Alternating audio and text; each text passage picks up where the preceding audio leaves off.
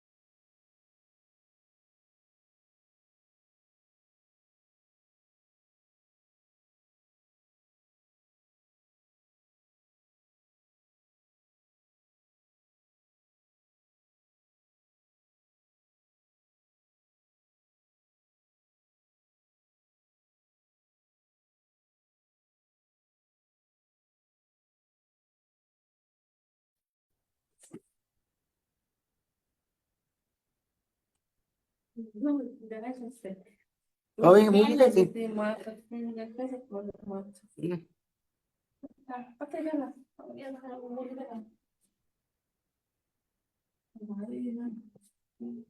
তারপরে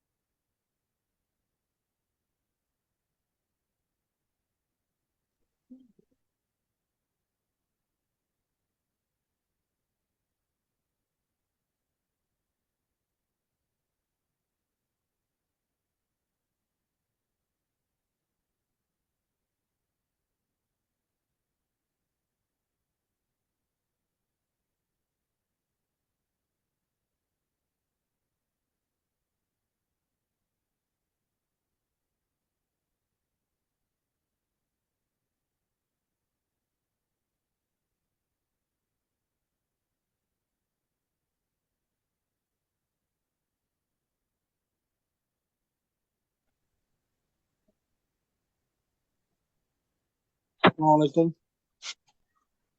ওয়ালাইকুম আসসালাম স্যার। স্যার আসসালামু আলাইকুম। শোনা যাচ্ছে শোনা যাচ্ছে আমাকে? সবাই শুনতে পাচ্ছেন? জি স্যার, শোনা যাচ্ছে। আচ্ছা, এখনই ক্লাস শুরু হবে, আপনারা রেডি হন।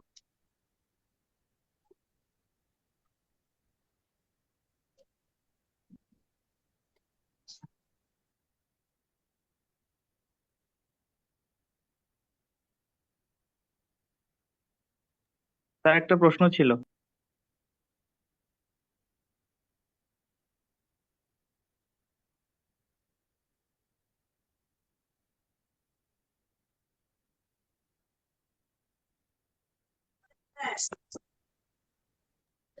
জি, প্রশ্ন ছিল, বলেন।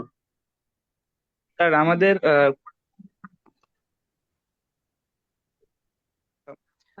স্যার ভোকাবুলারি কিছু ক্লাস হবে স্যার, কিন্তু আমরা ভোকাবুলারি ক্লাসগুলো এখনো পাচ্ছি না স্যার। আপনাদের ভোকাবুলারির উপর ক্লাসগুলো রুবেল রানা স্যার নেওয়ার কথা। এখন রুবেল রানা স্যার হয়তো ক্লাসটা নিবে কয়েক কিছুদিনের মধ্যে, বা এখন যেহেতু আপনাদের রেগুলার ক্লাস হচ্ছে, এই কারণে মেবি ভোকাবুলারি ক্লাস দিতে পারেনি। তো আপনারা যদি চান, আপনারা বললে হয়তো ভোকাবুলারি ক্লাস দিয়ে দিবে। আপনাদের আপাতত যে রুটিনটা আছে, আহ, আপনাদের তো রিটেনের টানা কয়েকটা ক্লাস দিল। জি স্যার। রিটেনের আমার 15 তারিখে আগ পর্যন্ত বললেন, তাহলে হয়তো ভোকাবুলারি ক্লাস দিবে। বুঝতে পেরেছেন? আচ্ছা, জি স্যার। আজকে আপনাদের কত নম্বর লেকচার হবে? লেকচার 5। আজকে কি আমাকে স্পষ্টভাবে শুনতে পাচ্ছেন সবাই? এটা কোনো প্রবলেম করছে? স্পষ্ট শোনা যায়। আচ্ছা, ঠিক আছে, তাহলে আমরা লেকচার নাম্বার 5 করি।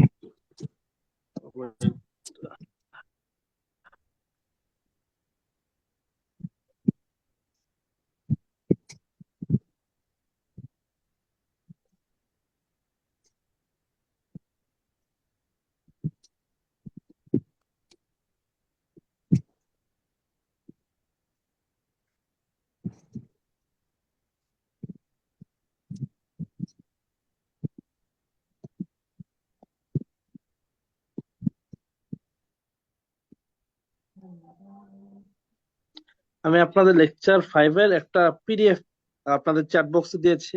একটু পিডিএফটা পেয়েছেন কিনা একটু জানান আমাকে। জি স্যার, পেয়েছি। পেয়েছি। একটু পিডিএফটা সকলে ডাউনলোড করেন। পিডিএফটা সকলে ডাউনলোড করেন। সকলেই ডাউনলোড করেন পিডিএফটা। লেকচার 5 হচ্ছে আমাদের বিভিন্ন আন্তর্জাতিক সংগঠনের উপর। ডাউনলোড করেছেন? জি স্যার, ডাউনলোড কমপ্লিট। আচ্ছা, ঠিক আছে, তাহলে আমাদের আজকে আপনার লেকচার 5টার উপরে আমাদের ক্লাস হবে। বিভিন্ন আন্তর্জাতিক সংগঠন, যেগুলো পরীক্ষায় প্রায় সময় আসে।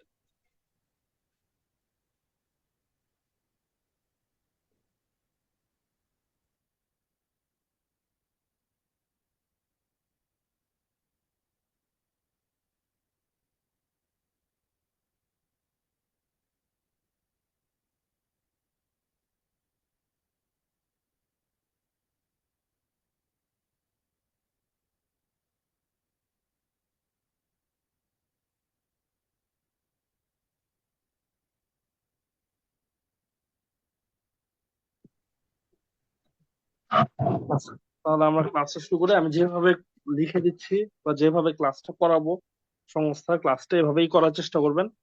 এর চেয়ে বাড়তি কোনো তথ্য পড়ার প্রয়োজন নেই, আবার এর চেয়ে কমও পড়ার প্রয়োজন নেই। যে সংস্থা থেকে যে তথ্যগুলো গুরুত্বপূর্ণ, ওই তথ্যগুলাই আমি দেওয়ার চেষ্টা করবো। সংস্থা কিন্তু অনেক, লেকচার 5-এ কিন্তু অনেকগুলো সংস্থা আছে। লেকচার 4-এ আমরা পড়েছিলাম জাতিসংঘ, লেকচার 5-এ সংস্থা অনেকগুলা। তাহলে আমাকে আপনারা একটু সহযোগিতা করবেন যে প্রথমে কোন সংস্থা আছে একটু বলেন দেখি। Sir, IVRD। ওপেক। আচ্ছা, হ্যাঁ, প্রথমে ওপেক। ওপেক, আচ্ছা। আচ্ছা, ওপেক।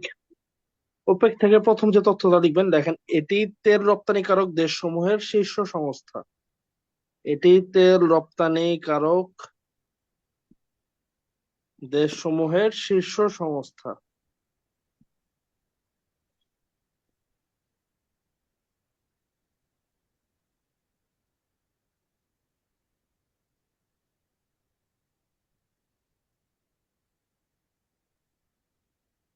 জি স্যার, লিখেছি।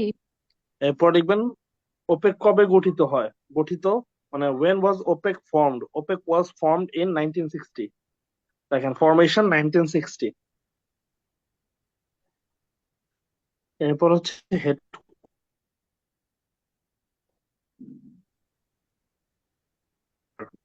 ওকে, কোথায় ওপেক এর সদর দপ্তর হচ্ছে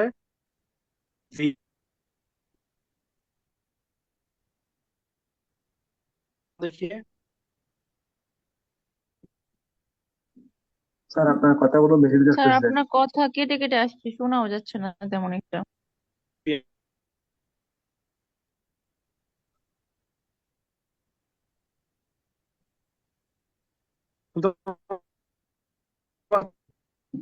কিছু শোনা যাচ্ছে না স্যার।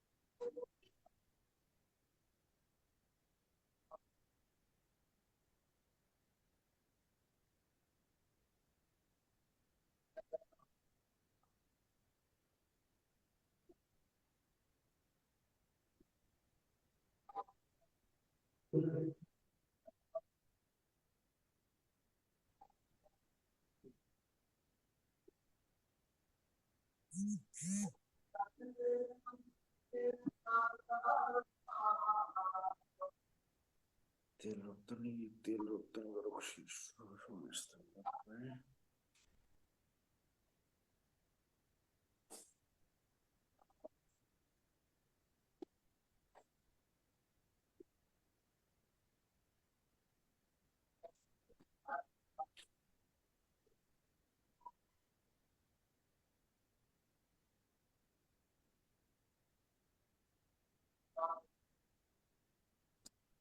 কিছুই তো শোনা যাচ্ছে না স্যার, দেখাও যাচ্ছে না। আর ক্লিয়ার আছে? দুঃখিত সবাইকে। জি স্যার, আপনার কথা শুনতে পাচ্ছি না স্যার। যে এখন শুনতে পাচ্ছেন? জি স্যার, এখন শুনতে পাচ্ছি। শুনতে পাচ্ছি। কিন্তু দেখা যাচ্ছে না। জি জি আসছে।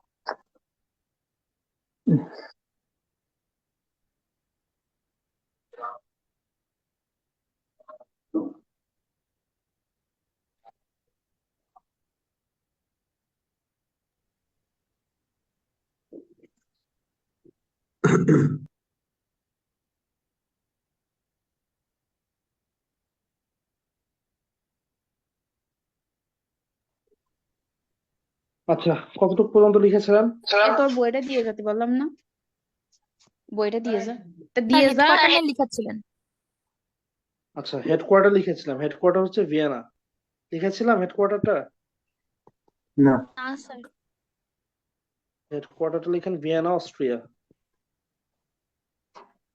এরপর লিখেন মেম্বার, মেম্বার লিখেন 12।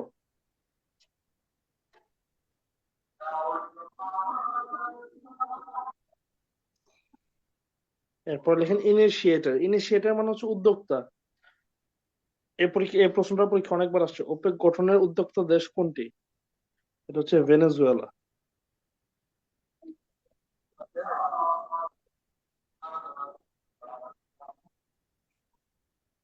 ওপেক গঠনের উদ্যোক্তা দেশ ভেনেজুয়েলা। স্যার লিখেছি। আচ্ছা, পরবর্তী তথ্যটা লিখেন। পরীক্ষায় প্রশ্ন আসে অনেক সময় যে পৃথিবীতে সবচেয়ে বেশি তেলের মজুদ রয়েছে কোন দেশে? Which country has the most proven reserve oil? কেউ বলতে পারবেন পৃথিবীতে সবচেয়ে বেশি তেলের মজুদ রয়েছে কোন দেশের? আমেরিকা। এটাকে ক্রুড রাশিয়া। অয়েলও বলা হয়। রাশিয়া। সঠিক উত্তরটা হচ্ছে ভেনেজুয়েলা। পৃথিবীতে সবচেয়ে বেশি তেলের মজুদ রয়েছে ভেনেজুয়েলার কাছে। এর জন্য ভেনেজুয়েলা হচ্ছে ওপেকের উদ্যোক্তা দেশ।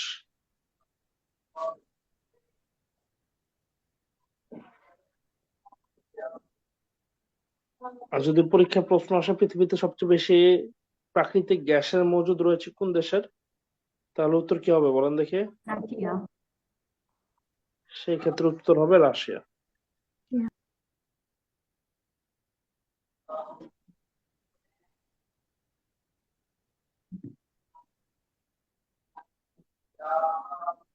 জি স্যার লিখেছি। আচ্ছা, এমন সময় প্রশ্ন আসে which is the biggest oil company in the world, তাহলে পৃথিবীর সবচেয়ে বড় তেল কোম্পানি কোনটি?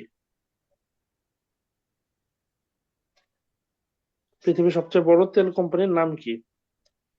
এটার উত্তর হচ্ছে সৌদি আরামকো। সৌদি আরবের জাতীয় কোম্পানি সৌদি আরামকো পৃথিবীর সবচেয়ে বড় তেল কোম্পানির নাম।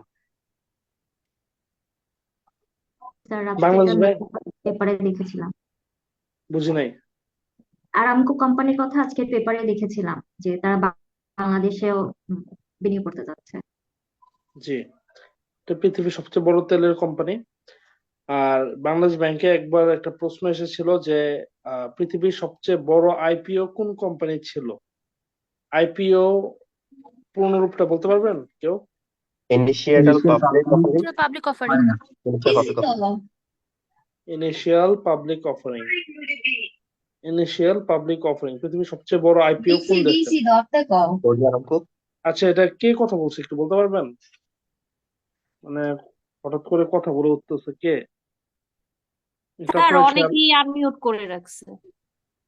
আচ্ছা, যাদের প্রয়োজন নাই কথা বলে একটু মিউট করে রাখেন। যদি প্রশ্ন থাকে তাহলে আনমিউট করে প্রশ্ন করেন। আচ্ছা, যেটা বলছিলাম, সবচেয়ে বড় আইপিও যখন বাংলাদেশ ব্যাংকে প্রশ্নটা আসছিল সেই সময় উত্তরটা ছিল হচ্ছে আলিবাবা। আলিবাবা, আলিবাবার আইপিও পৃথিবীর সবচেয়ে বড় আইপিও ছিল। তবে বর্তমানে এই পৃথিবীর সবচেয়ে বড় আইপিও হচ্ছে সৌদি আরামকোর, বিগেস্ট। যদি পরীক্ষা এখন আসে যে সবচেয়ে বড় আইপিও কোন কোম্পানির, তাহলে উত্তর কি হবে বলেন? Saudi Aramco. এই পর্যন্ত ক্লিয়ার সবাই? জি স্যার।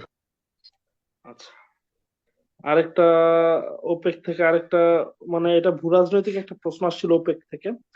ওপেক থেকে না, মানে পরীক্ষা আসছিল যে তেল অস্ত্রের ব্যবহার করা হয় কত সালে? তেল অস্ত্রকে ইংলিশে বলা হয় অয়েল ওয়েপন। তেল অস্ত্রের ব্যবহার করা হয় কত সালে? এই প্রশ্নটার উত্তরটা হচ্ছে 1973 সালে তেল অস্ত্রের ব্যবহার করা হয়। এটা লিখে কিরকম রাখেন। স্যার? বুঝি নাই। কিরকম স্যার? মানে তেল অস্ত্রটা কি এটা জিজ্ঞেস করতেছেন? জি স্যার। এটা হচ্ছে আরব ইসরায়েল যুদ্ধের সাথে সম্পৃক্ত। আরব ইসরায়েল যুদ্ধ, এটা হচ্ছে ভূ রাজনৈতিক একটা অংশ। আরব ইসরায়েল যুদ্ধ এ পর্যন্ত 4টা হয়। প্রথম আরব ইসরায়েল যুদ্ধ হয় 1948 সালে, যখন 14 মে ইসরায়েলের জন্ম হয়। দ্বিতীয় আরব ইসরায়েল যুদ্ধ হয় 1956 সালে সুয়েজ খালের মালিকানাকে কেন্দ্র করে। তৃতীয় আরব ইসরায়েল যুদ্ধ হয় 1967 সালে, 6 দিনের যুদ্ধ, 6 days ওয়ার বলা হয় এটাকে। আর সর্বশেষ আরব ইসরায়েল যুদ্ধ হয় 1973 সালে। 1973 সালে এটাকে ইয়ম কিপুর যুদ্ধ বলে, আবার রামাদান ওয়ারও বলা হয়, কারণ এই যুদ্ধটা রমজান মাসে পরিচালিত হয়। এই 1973 সালের যুদ্ধেরই ঠিক 50 বছর পর, অর্থাৎ 2023 সালে 2023 সালে আমরা আক্রমণ করতে দেখি ইসরায়েল এবং মানে ফিলিস্তিনের একটা যুদ্ধ বাধে আর কি। 1973 সালে 50 বছর পরে আমাদের বর্তমানে যে ইসরায়েল ফিলিস্তিন সংঘাত চলমান। আচ্ছা, তেল অস্ত্রটা কি ছিল? এই আরব ইসরায়েল যুদ্ধের মধ্যে আরব দেশগুলো, 22টা আরব দেশ আছে, এই 22টা আরব দেশই ইসরায়েলের কাছে পরাজিত হয় 4বারই। প্রথমবারও পরাজিত হয়, দ্বিতীয়বারও পরাজিত হয়, তৃতীয়বারও পরাজিত হয় এবং চতুর্থবারও পরাজিত হয়। তো আরব দেশগুলো যখন ইসরায়েলের কাছে বারবার পরাজিত হচ্ছিল, ইসরায়েল একটা নতুন রাষ্ট্র ছিল, ছোট একটা রাষ্ট্র কাছে 22টা আরব দেশ পরাজিত হয়ে যাচ্ছিল বারবার। এটার মূল কারণ ছিল হচ্ছে পশ্চিমা বিশ্বগুলোর ইসরায়েলকে সমর্থন। এর মধ্যে যুক্তরাষ্ট্র এবং যুক্তরাজ্য হচ্ছে প্রধান ছিল। তাদের সমর্থনের কারণে আরব দেশগুলো ইসরায়েলের সাথে পেরে উঠতে পারতেছিল না। আরেকটা ব্যাপার ছিল, আরব দেশগুলো নিজেরাই স্বাধীনতা পায় খুবই মানে ইসরায়েলের কাছাকাছি সময়। এর আগে তো ওসমানীয় খিলাফতের পতন হয়, এরপর আরব দেশরা নতুন ভাবে নিজেরাই স্বাধীনতা লাভ করে, তো নিজেরাই অত শক্তিশালী দেশ ছিল না। আর তার উপর যখন যুক্তরাষ্ট্র এবং যুক্তরাজ্য তাদেরকে মানে ইসরায়েলকে সমর্থন করতো, আরব দেশগুলা ইসরায়েলের সাথে পেরে উঠে নেয় এবং ইসরায়েল আস্তে আস্তে বেশি ভূখণ্ড দখল করা শুরু করে দেয়।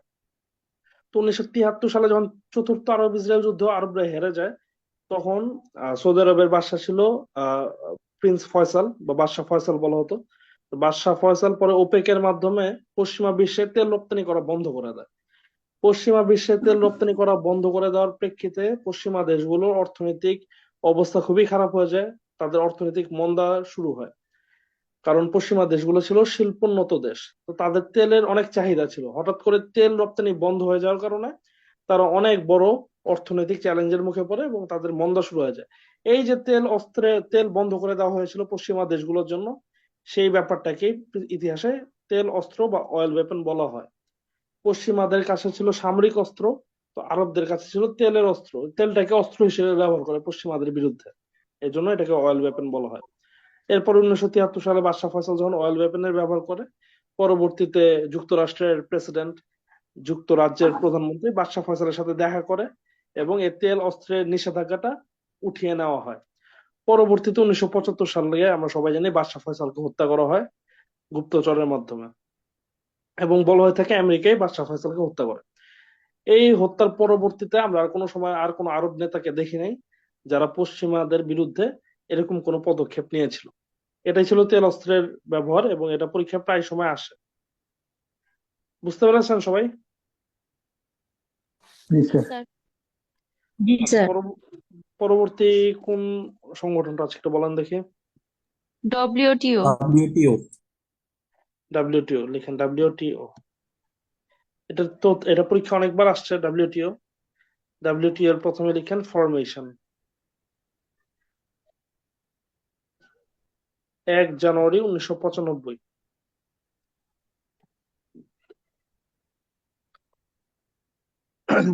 বাংলাদেশও একই তারিখে জয়েন করে। বাংলাদেশ কবে ডাব্লিউটিও তে জয়েন করে? 1 জানুয়ারি 1995। ডাব্লিউটিও সদর দপ্তর, হেডকোয়ার্টার কোথায়? জেনেভা জিনেভা। জেনেভা কোন দেশ এটা? Switzerland Switzerland. ডাব্লিউটিওর সদর দপ্তর কোথায়? সদর দপ্তরটা লিখলাম, ফরমেশন, হেডকোয়ার্টার। এরপরে ডাব্লিউটিওর সেক্রেটারি জেনারেল থেকে পরীক্ষা প্রশ্ন আসে। ডাব্লিউটিওর মহাসচিবের নাম কি? এনগোজি ওকনজো আইওয়ালা। ডাব্লিউটিওর মহাসচিবের নাম এনগোজি ওকনজো আইওয়ালা।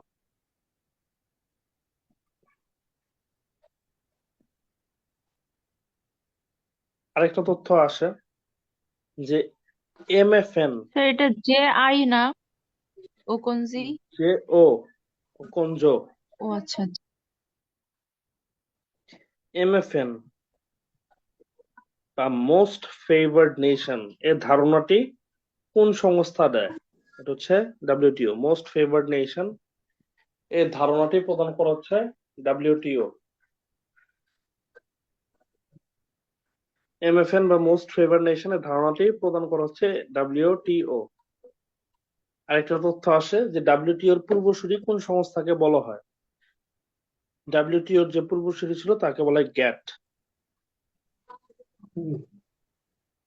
গ্যাটের পূর্ণরূপ হচ্ছে general agreement. General Tariff agreement and on tariff and trade. trade. তাহলে ডাব্লিউটিও এর পূর্বসূরি কোন সংস্থাকে বলা হয়? গ্যাটকে বলা হয়। বা গ্যাটের উত্তরসূরিকে, গ্যাটের উত্তরসূরি হচ্ছে ডাব্লিউটিও। পরীক্ষা আসে which is the successor of GATT. Successor মানে হচ্ছে উত্তরসূরি। দেখেন ডাব্লিউটিও ক্লিয়ার কিনা? জি স্যার। পরে কোন সংস্থা আছে?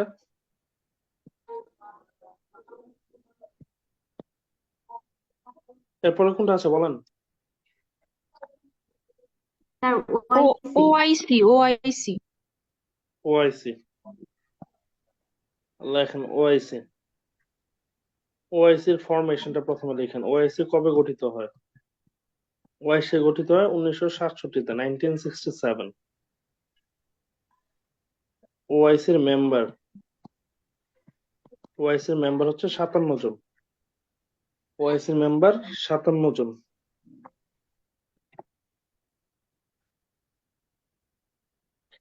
এরপরে ওআইসির হেডকোয়ার্টার বলেন তো কোথায়? সৌদি আরবে জেদ্দাহ। জেদ্দা জেদ্দা কোন দেশে? Sir Saudi. সৌদি আরব। তা লিখেন জেদ্দা।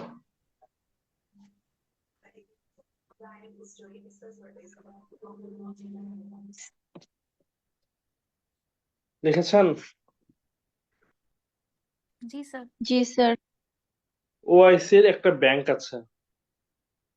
এই ব্যাংকের নাম হচ্ছে আইডিবি,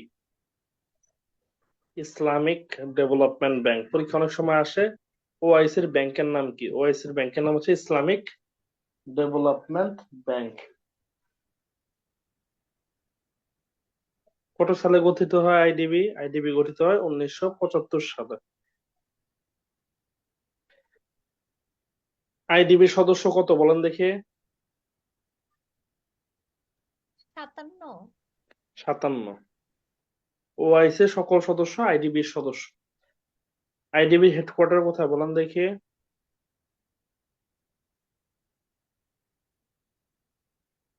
স্যার জেদ্দাতেই তো হওয়ার কথা তাইলে। জি, জেদ্দাতেই হবে। জেদ্দা, সৌদি আরব।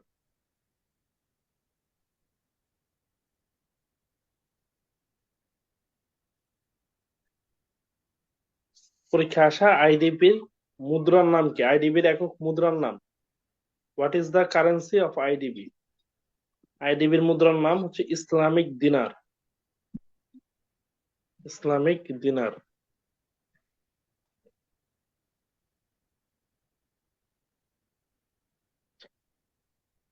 স্বর্ণ মুদ্রাকে দিনার বলা হয় আর রৌপ্য মুদ্রাকে বলা হয় দিরহাম।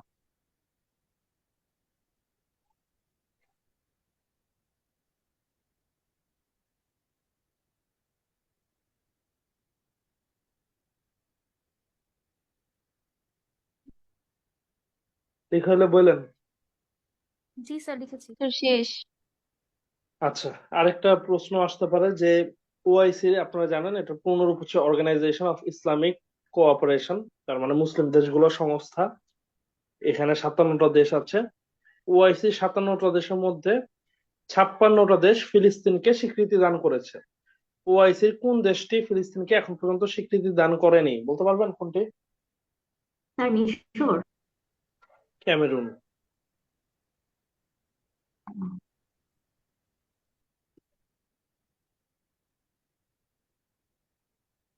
এরপরে কোন সংস্থা আছে বলেন? স্যার আরব লীগ। লেখেন আরব লীগ।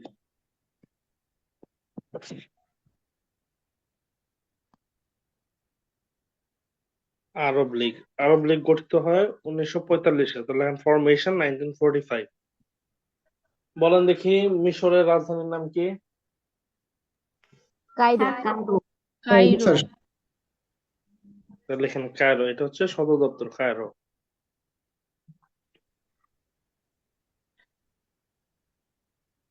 সদস্য কয়টি বলতে পারবেন আরব লীগের?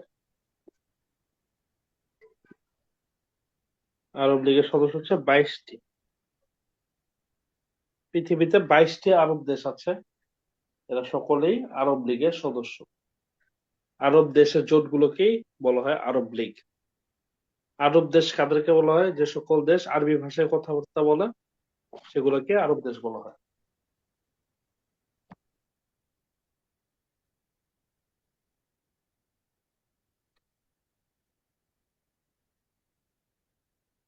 বুঝতে পেরেছেন? এর পরবর্তী অর্গানাইজেশন বলেন, লিখে হইলো। ICRC। আইসিআরসি খুবই গুরুত্বপূর্ণ। আইসিআরসি, আইসিআরসি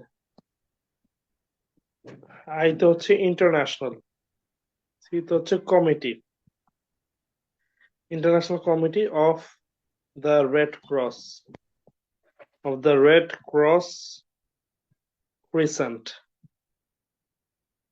এটা হচ্ছে আইসিআরসি। আপনারা দেখবেন অনেক হসপিটালে গেলে এরকম একটা চিহ্ন থাকে ক্রসের, লাল রঙের। আবার এরকম লাল রঙের একটা তারকা চিহ্ন থাকে, দেখেছেন কোনো সময়? জি স্যার। জি এগুলো হচ্ছে স্যার। আইসিআরসি। খ্রিস্টান দেশগুলোতে ক্রস থাকে, মুসলিম দেশগুলোতে তারকা চিহ্ন থাকে, আর ইসরায়েলের মধ্যে একটা তারা থাকে, স্টার অফ ডেভিড বলা হয় এটাকে। তো এই হচ্ছে আইসিআরসির তিনটা সিম্বল। আইসিআরসির থেকে লাগবে, আইসিআরসি কবে গঠিত হয়? 1863 সালে। আইসিআরসির সদর দপ্তর কোথায়? এটা সদর দপ্তর হচ্ছে জেনেভা। আইসিআরসি কি ধরনের সংস্থা? মাঝে মাঝে পরীক্ষা আসে, অর্থাৎ সংস্থার টাইপ। আইসিআরসি কি ধরনের সংস্থা বলেন দেখি? সেবামূলক তো, সেবামূলক। মানবাধিকার সাহায্যমূলক, সংস্থা, সেবামূলক। মানবাধিকার সংস্থা। এটাকে ইংলিশে বলে হিউম্যানিটেরিয়ান, হিউম্যানিটেরিয়ান অর্গানাইজেশন।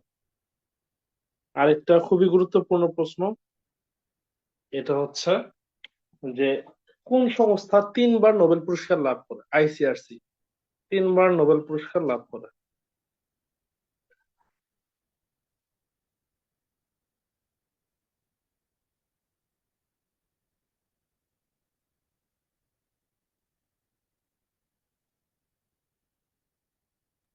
জি স্যার।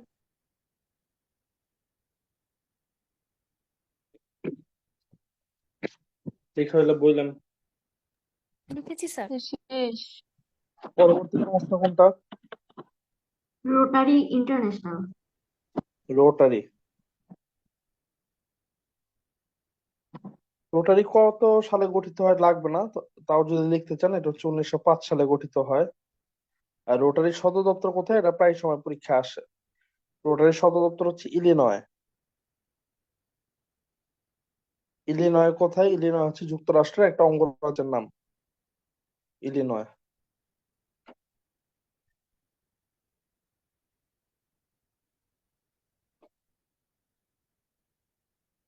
রোটারি কি ধরনের সংস্থা?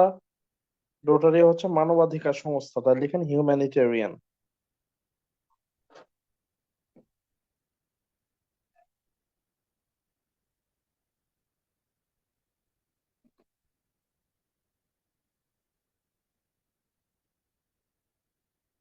জি স্যার, লিখেছি। এরপরে কি আছে? ইন্টারপোল। ইন্টারপোল খুবই ইন্টারপোল। খুবই গুরুত্বপূর্ণ। ইন্টারপোল, অনেক সময় ইন্টারপোলের পূর্ণরূপ জানতে চাওয়া হয়, তো লেখেন international criminal police organisation.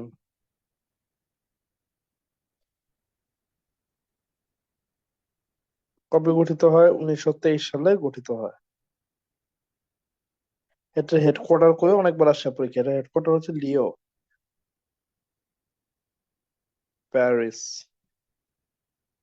France.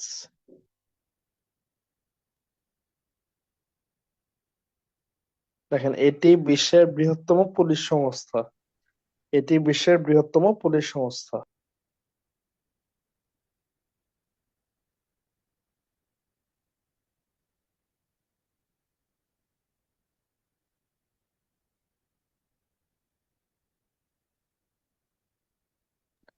লিখা হলে বলতে হবে। জি স্যার। জি স্যার, শেষ। আচ্ছা, পরবর্তী কোনটা আছে? ন্যাটো। নেটো। তা লিখেন।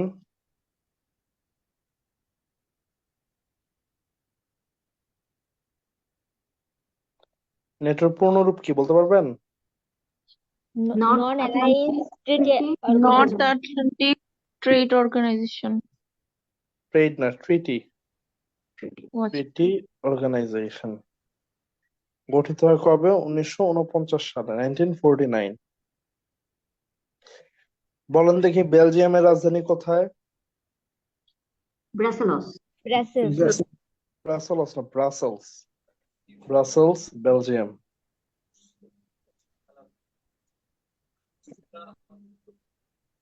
নেটোর সদস্য সংখ্যা কত? 29। 32টা। 32। লাস্ট সদস্যকে? সর্বশেষ? সুইডেন। নেটোর মুসলিম দেশ আছে কয়টা বলতে পারবেন? তুরস্ক আছে। নেটোতে মুসলিম দেশ আছে দুইটা। কোন দুইটা? আলবেনিয়া, তুরস্ক। তুরস্ক আর একটা হচ্ছে আলবেনিয়া। নেটোর মধ্যে মুসলিম দেশ আছে দুইটি, একটা হচ্ছে তুরস্ক আর একটা হচ্ছে আলবেনিয়া। আর নেটোর সেক্রেটারি জেনারেলের নাম কি? Mark, MARK, mark root.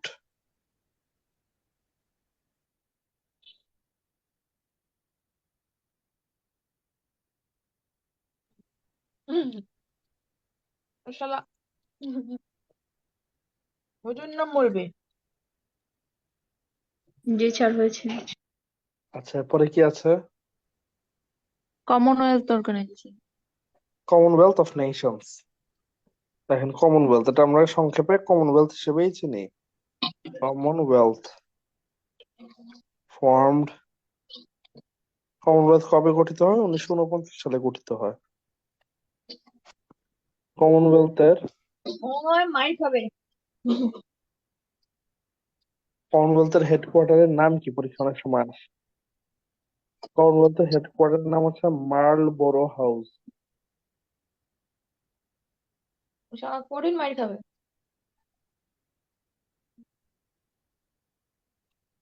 মার্লবোরো house, London. Headquarter. কমনওয়েলথের প্রধান কে বলতে পারবেন? ব্রিটেনের রানী। ব্রিটেনের রানী স্যার।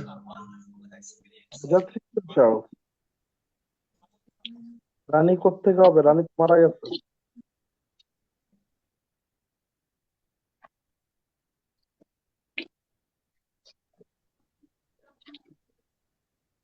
কমনওয়েলথের মেম্বার কতজন? 56 জন। কমনওয়েলথের সেক্রেটারি জেনারেল কে?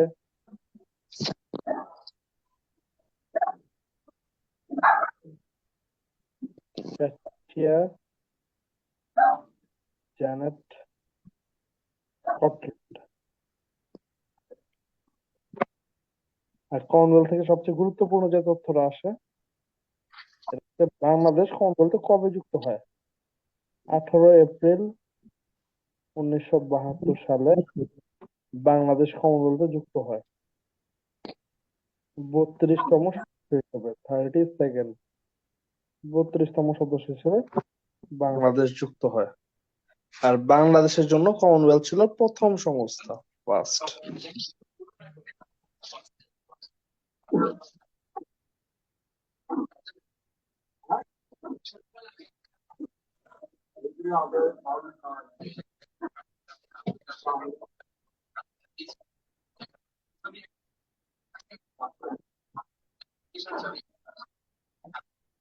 জি স্যার লিখেছি।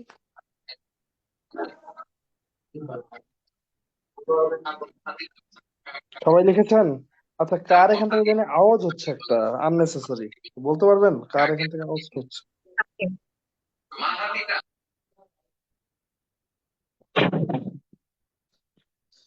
লিখে শেষ সকলের? জি স্যার। এরপরে কোন সংস্থা আছে? IAEA। আইএইএ। আইএইএ বর্তমানে একটু কম গুরুত্বপূর্ণ, তাও লিখেন আইএইএ। এটা পুনরূপ হচ্ছে ইন্টারন্যাশনাল অ্যাটমিক এনার্জি এজেন্সি, আন্তর্জাতিক পারমাণবিক শক্তি সংস্থা। সদর দপ্তর কোথায়? সদর দপ্তর হচ্ছে জিনিভা। জিনিভা কোন দেশে বলেন দেখে? এতক্ষণ তো মুখস্থ হয়ে যাওয়ার কথা। সুইজারল্যান্ড। সুইজারল্যান্ড। লেখেন বাংলাদেশের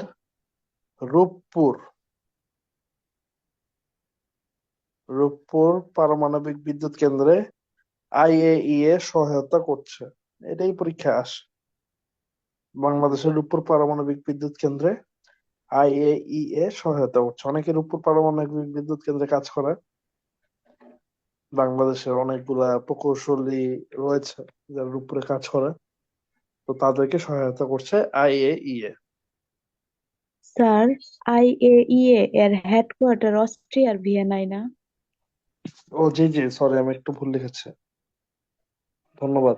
এটা আইএইএ সদর দপ্তর হচ্ছে ভিয়েনাতে।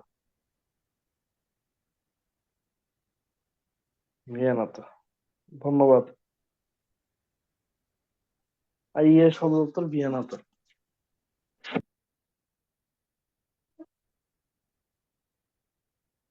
জি স্যার লিখেছি। লিখেছেন? জি স্যার। পরবর্তী সংস্থা কোনটা? নেম। নেম লিখেন।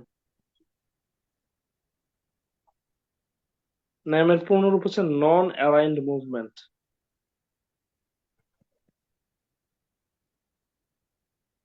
বাংলায় বলে জোট নিরপেক্ষ আন্দোলন। জোট নিরপেক্ষ আন্দোলন। ন্যাম গঠিত হয় 1961 সালে। 1961 সালে। ন্যামের সদস্য সংখ্যা কত বলতে পারবেন?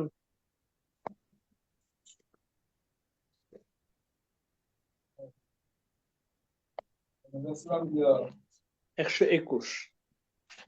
সর্বশেষ সদস্য হচ্ছে দক্ষিণ সুদান, সাউথ সুদান। আর ন্যামের হেডকোয়ার্টার কোথায়? নাই স্যার। হেডকোয়ার্টার নেই।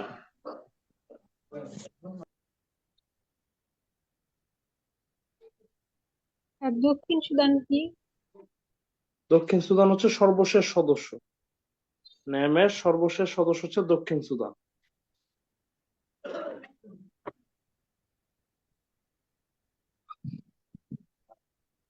জি স্যার হচ্ছে। আচ্ছা, পরবর্তী কোনটা আছে?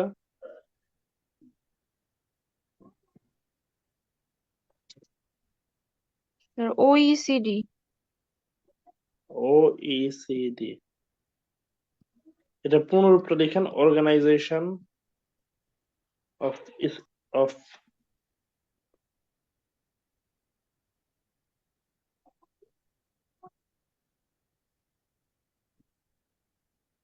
কোঅপারেশন and development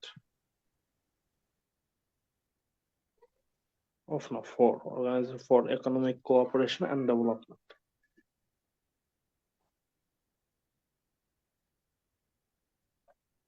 ফর মানে হচ্ছে জন্য। তার সংস্থাটা কিসের জন্য? অর্থনৈতিক সহায়তা এবং উন্নয়নের জন্য। এভাবে মনে রাখবেন, অর্গানাইজেশন অফ না ফর, এটা হচ্ছে জন্য, এর জন্য হচ্ছে অর্গানাইজেশন ফর। আচ্ছা, ওইসিডি কবে গঠিত হয়? ফরমেশন হচ্ছে 1961। ওইসিডির হেডকোয়ার্টারটা কোথায়? হেডকোয়ার্টার হচ্ছে প্যারিস, ফ্রান্স। ওইসিডির মেম্বার কতজন? মেম্বার হচ্ছে 38। ওইসিডি কি ধরনের সংস্থা? এটা হচ্ছে উন্নত দেশসমূহের সংস্থা, উন্নত দেশসমূহের সংস্থা ওইসিডি।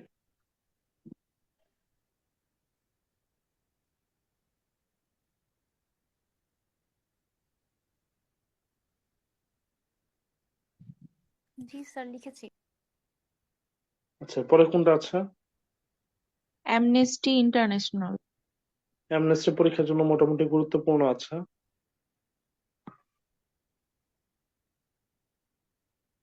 অ্যামনেস্টি শব্দের অর্থ কি বলেন দেখি? কারো জানা আছে? অ্যামনেস্টি শব্দের অর্থ হচ্ছে সাধারণ ক্ষমা।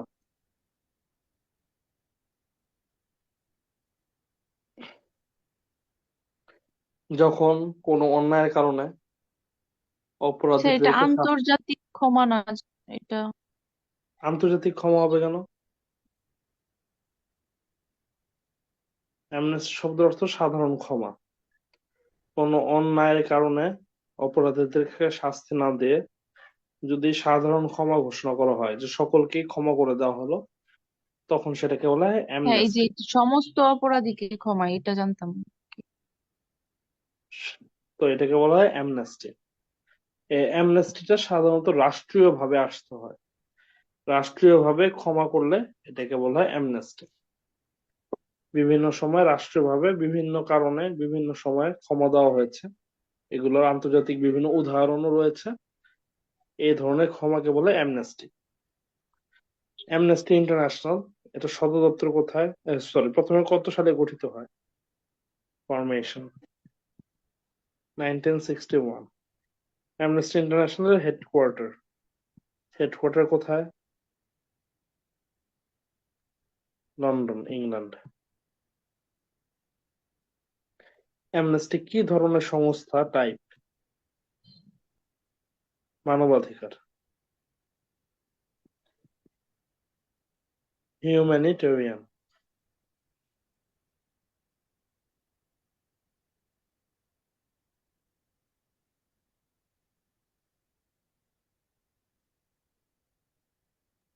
জি স্যার, লিখেছি। ওকে, একটু আরেকটা তথ্য দেখেন। সংস্থাটি নোবেল পুরস্কার লাভ করে। সংস্থাটি নোবেল পুরস্কার লাভ করে।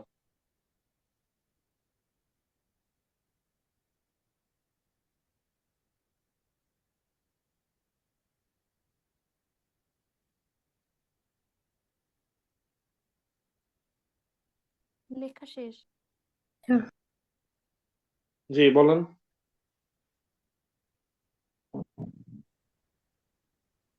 স্যার, শেষ লেখা। আচ্ছা, পরবর্তী সংস্থাটা বলেন কি আছে? জি জি G seven. Seven. G7। G7 এর পূর্ণরূপ কি? Group of seven. Group of seven. কবে গঠিত হয়? 1975 সালে, 1975। মেম্বার কতজন আছে বলেন দেখি? 7। মেম্বার আছে 7 জন। G7 এর মেম্বার গুলো গুরুত্বপূর্ণ মনে রাখা, এর জন্য এটা মনে রাখতে হবে। মনে রাখবেন এইভাবে: রাজা, ফ্রাই, কই, মজা। রাজা, ফ্রাই, কই, মজা। G7 এর সদস্যগুলোর নাম গুরুত্বপূর্ণ, এই জন্য মনে রাখতে হবে। রাতে হচ্ছে রাশিয়া,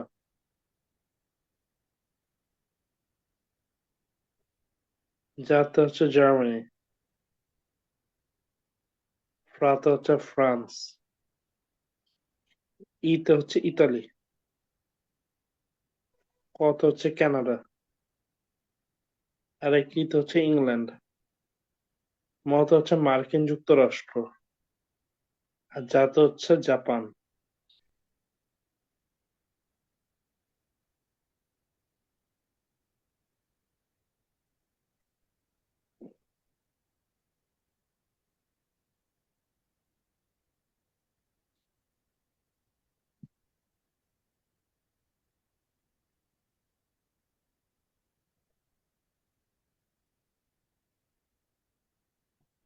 লিখ হলে বলুন।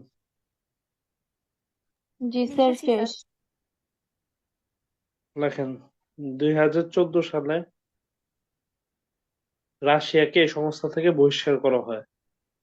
রাশিয়াকে এই সংস্থা থেকে বহিষ্কার করা হয়।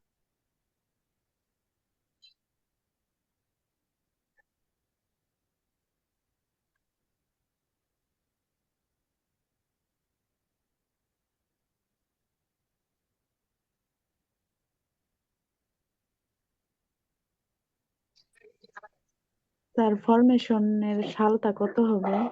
1975। স্যার এখন তাহলে মেম্বার 6 জন, মানে 6টা দেশ। না না, কেমন 6 জন হইলো? দেখেন তো গুনে কয়টা দেশ হয়। 8টা ছিল। রাশিয়া বাদ গেছে, তাহলে কয়টা আছে? স্যার 7টা। এই 7টা দেশ তাহলে। স্যার বুঝতে তাহলে কি পেরেছেন? এটা G8 ছিল আগে? জি, এটার আগের নাম ছিল G8। G7 এর আগের নাম ছিল G6। এগুলো আসলে জানার প্রয়োজন নাই। G6 পরে 1976 সালে কানাডা যুক্ত হয়, তখন এর নাম হয় G7। পরে রাশিয়া যুক্ত হয় 1998 সালে, তখন এর নাম হয় G8। 2014 সালে রাশিয়া বাদ যায়, তখন এর আবার নাম হয় G7। এগুলো প্রয়োজন নেই জানার, মোটামুটি একটু জানলেই হবে।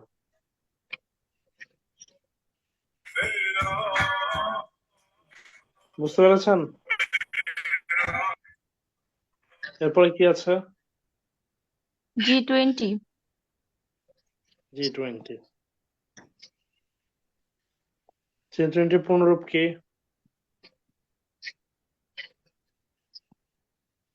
Group of 20। G20 কবে গঠিত হয়? 1999 সালে। G20 মেম্বার কতজন বলেন দেখি? স্যার 19। 21 জন। 21 মেম্বার, 21। এর মধ্যে 19টা আছে দেশ। 19টা হচ্ছে দেশ, 2টা হচ্ছে সংস্থা, অর্গানাইজেশন। সংস্থার মধ্যে একটা হচ্ছে ইইউ আর একটা হচ্ছে এইইউ।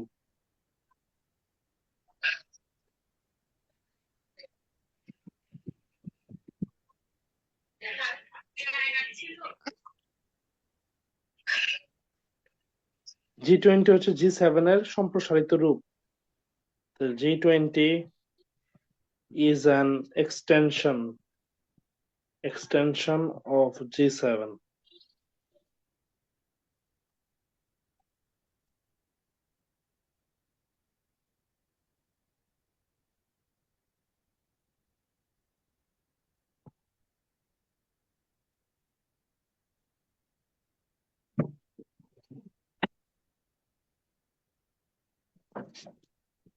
হয়েছে স্যার। এরপরে কোন সংস্থা আছে?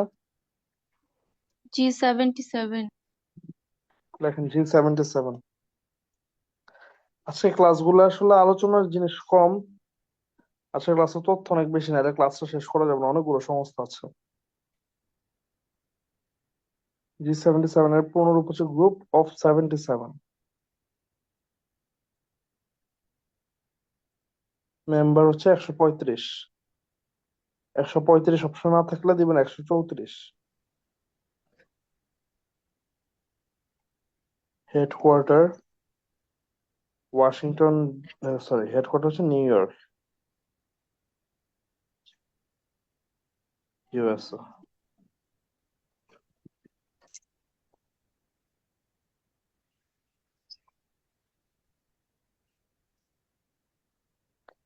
G7, G20 আর G77 এর মধ্যে পার্থক্য কি কেউ বলতে পারবেন?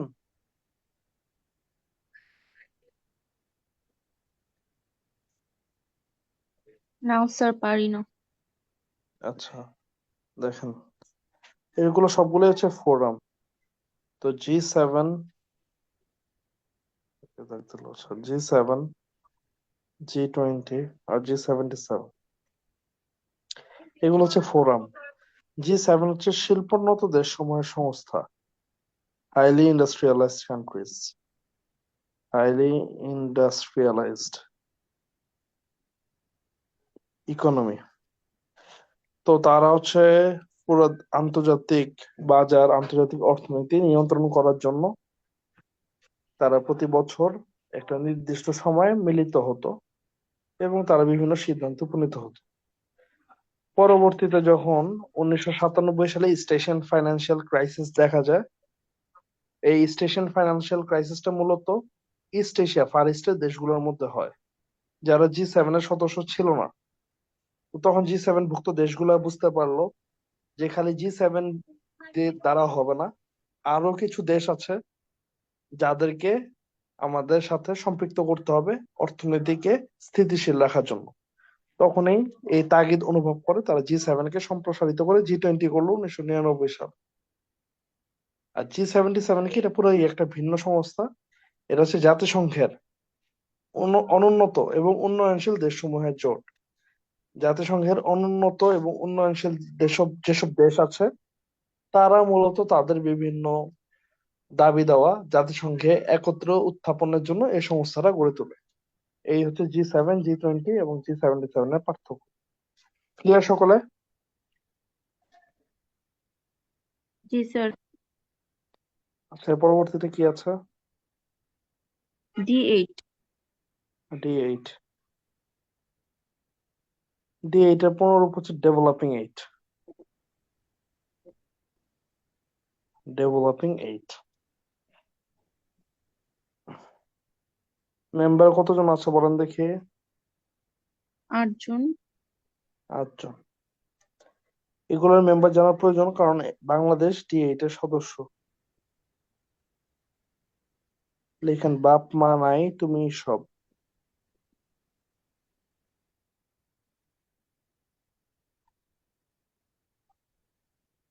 বাপ মা নাই তুমি সব। বাতে কি হবে বলেন দেখি? বাংলাদেশ। পতে কি হবে? পাকিস্তান, পাকিস্তান। পরে পতে পাকিস্তান।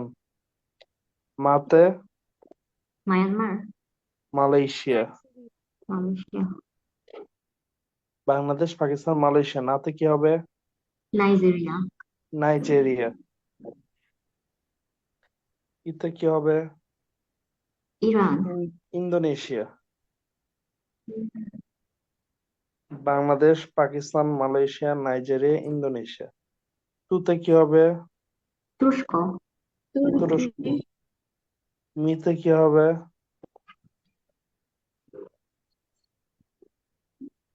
দেখেন মিশর। মিয়ানমার। মিশর। ও মিশর। আচ্ছা, আর লাস্টে ইতে কি হবে? ইরান।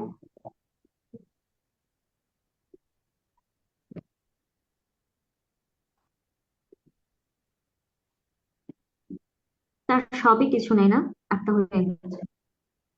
না, সবে কিছু নেই। বুঝতে পেরেছেন? জি স্যার। এই দেশগুলোর মধ্যে একটা জিনিস অভিন্ন রয়েছে, কি বলেন তো? উন্নয়নশীল সবগুলা। তুরস্ক স্যার। এই সবগুলো দেশ মুসলিম দেশ। তো D8 কি ধরনের সংস্থা? দেখেন, এটি উন্নয়নশীল মুসলিম দেশসমূহের সংস্থা। এটি উন্নয়নশীল মুসলিম দেশসমূহের সংস্থা। এটি উন্নয়নশীল মুসলিম দেশসমূহের সংস্থা।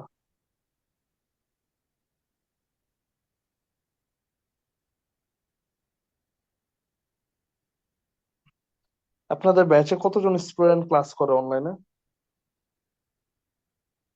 স্যার এরকমই। স্যার 30-40 জন এভারেজে। আপনাদের তো শুরুতে মনে হয় অনেক স্টুডেন্ট ছিল নাকি? জি স্যার। জি স্যার, প্রায় 100 বা 100 এর উপরে ছিল। এত কমে গেল কেন? স্যার আপনার ক্লাসে তাও একটু বেশি স্যার, ম্যাথ ক্লাসে তো 20-22 জন থাকে।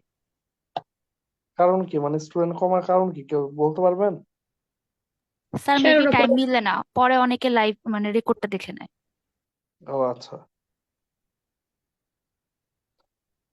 এরপরে তাহলে আশা করি বুঝতে পেরেছেন D8। D8 এর হেডকোয়ার্টার লিখে নি, হেডকোয়ার্টারটা লিখেন। D8 এর হেডকোয়ার্টার বলেন দেখি, তুরস্কের ঐতিহাসিক রাজধানীর নাম কি?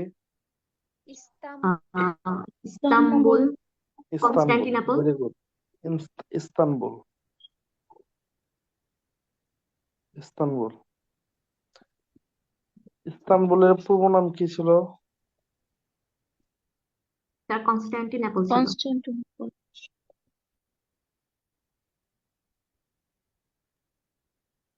ইস্তানবুলের পূর্ব নাম ছিল হচ্ছে কনস্টান্টিনোপল। এটা অনেকবার পরীক্ষা আসছে।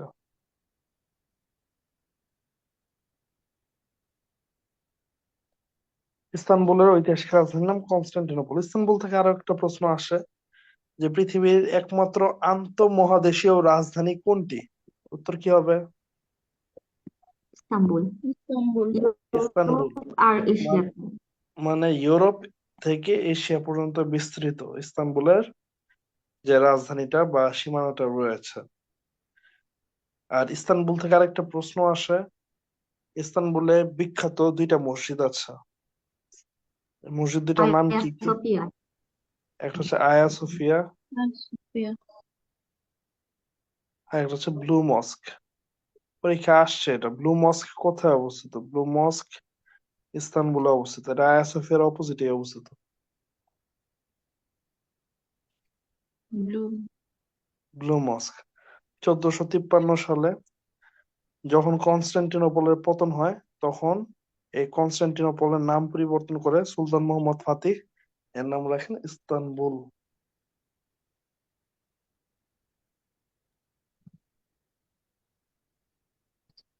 এরপরে কি আছে? Transparency international. দেখেন, ট্রান্সপারেন্সি ইন্টারন্যাশনাল বা টিআই। টিআই কবে গঠিত হয়? টিআই গঠিত হয় হচ্ছে 1993। টিআই এর সদর দপ্তর কোথায়, হেডকোয়ার্টার? বলেন তো জার্মানির রাজধানী কি? Berlin. Berlin.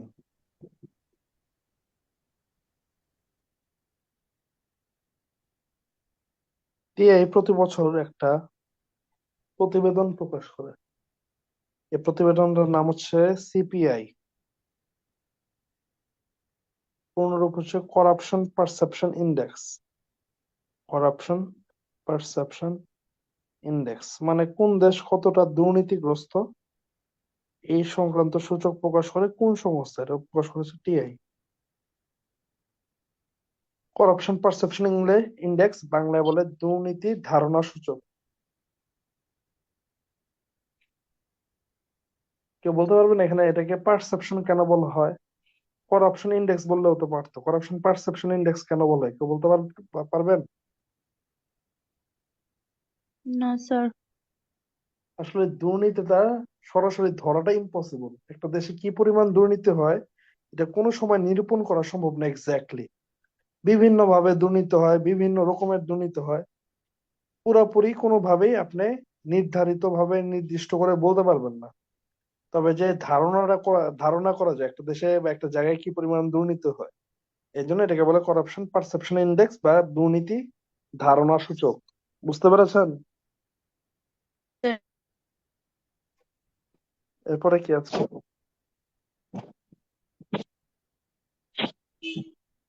Sir ASEAN. ASEAN.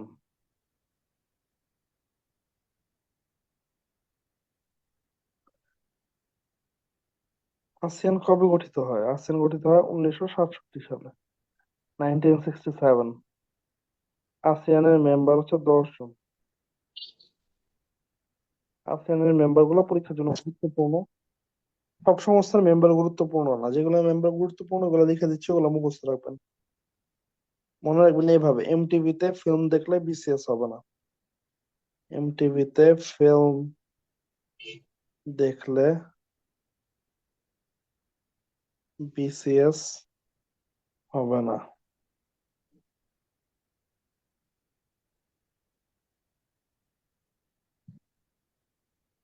লিখা হলো বলেন। জি স্যার লিখেছি।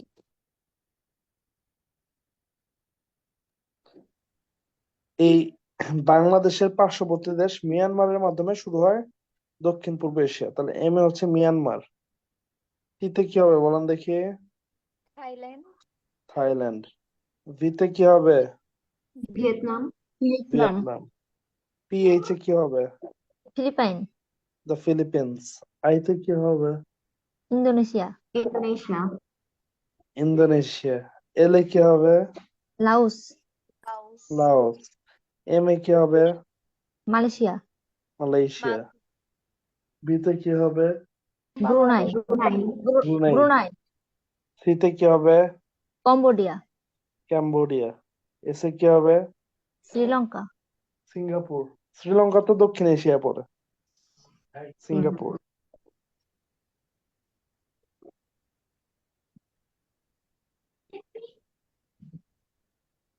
ঠিক হলে বললাম। স্যার বিতে স্যার কি বলছেন? বিতে হচ্ছে ব্রুনাই। ব্রুনাই দারুসালাম। পরেরটা সিতে পরেরটা হচ্ছে ক্যাম্বোডিয়া। ক্যাম্বোডিয়া। স্যার লিখে হবে স্যার এম। এম এ হচ্ছে মালয়েশিয়া। আর এসসি সিঙ্গাপুর। সিঙ্গাপুর।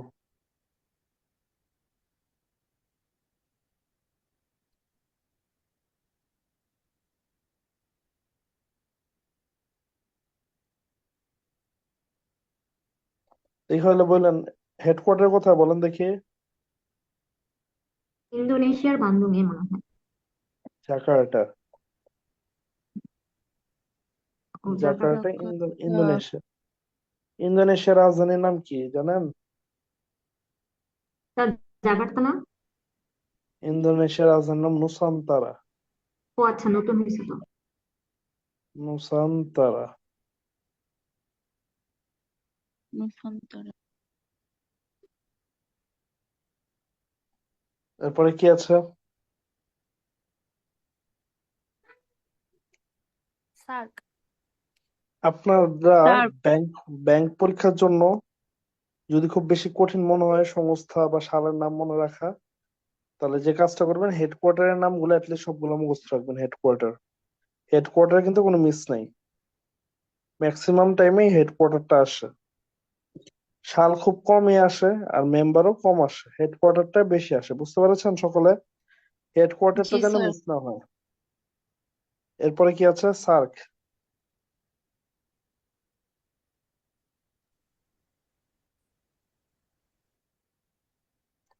সার্ক কবে গঠিত হয় বলতে পারবেন? 1985। 1985-তে। সার্কের হেডকোয়ার্টার কোথায়? কাঠমান্ডু। কাঠমান্ডু। কাঠমান্ডু। কাঠমান্ডু। কাঠমান্ডু কোন দেশের রাজধানী? নেপাল নেপাল। স্যার। নেপাল। সার্ক সচিবালয় কোথায়? কাঠমান্ডুতে নাকি ঢাকা? কাঠমান্ডু, নেপাল। মনে রাখবেন যেটা সদর দপ্তর সেটা সচিবালয়, যেটা সদর দপ্তর সেটা কি? সচিবালয়। সচিবালয়। এটা যেন কোনো সময় ভুল না হয়। সার্কের মেম্বার কতজন? 8 জন। 8। 8। BNP is MBA.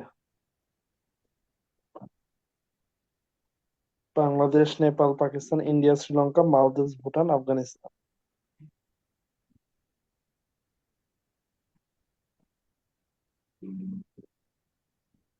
লিখেছেন? না স্যার।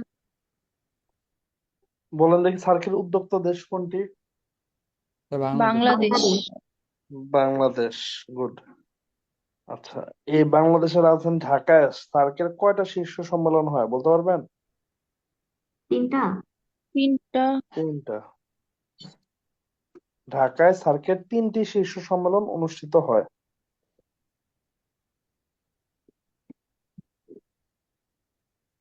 সার্কের মহাসচিবের নাম কি? সেক্রেটারি জেনারেলের নাম কি? দেখেন, মোহাম্মদ গোলাম সারওয়ার।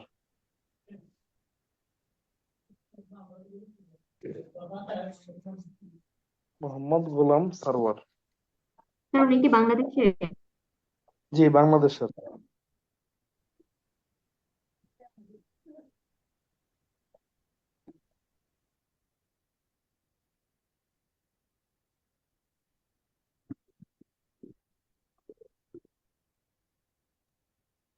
লিখে হইলে বললেন। জি স্যার শেষ। সার্কের থেকে এক্সট্রা কিছু তথ্য মনে রাখতে হবে। প্রথম হচ্ছে, সার্ক দুর্যোগ ব্যবস্থাপনা কেন্দ্র কোথায় অবস্থিত?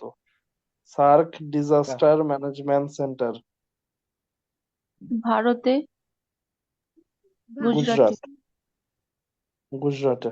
গুজরাট কোন দেশে? ইন্ডিয়াতে। SAARC disaster management centre.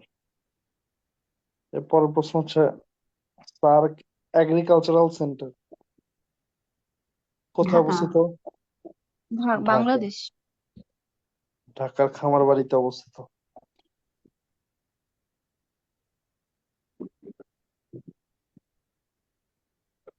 SAARC বিশ্ববিদ্যালয় কোথায় অবস্থিত? SAARC university. এটা হচ্ছে দিল্লিতে। বাংলাদেশ। জাপান না? Tokyo New Delhi. ইউনিভার্সিটি জাপানে। New Delhi. New Delhi, India. টোকিওতে হচ্ছে জাপানে। টোকিওতে হচ্ছে জাতিসংঘ বিশ্ববিদ্যালয় অবস্থিত। বুঝতে পেরেছেন?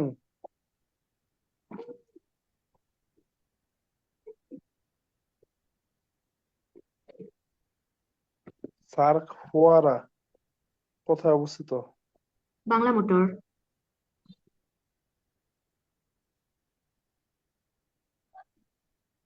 ঢাকায়। বাংলা মোটর কারওয়ান বাজার ওইদিকে।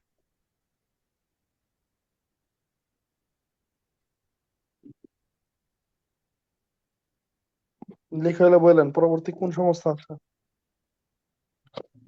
ইউরোপিয়ান স্যার এটা ইউনিয়ন। শেষ। এরপর হচ্ছে ইইউ। ইইউ কবে গঠিত হয়?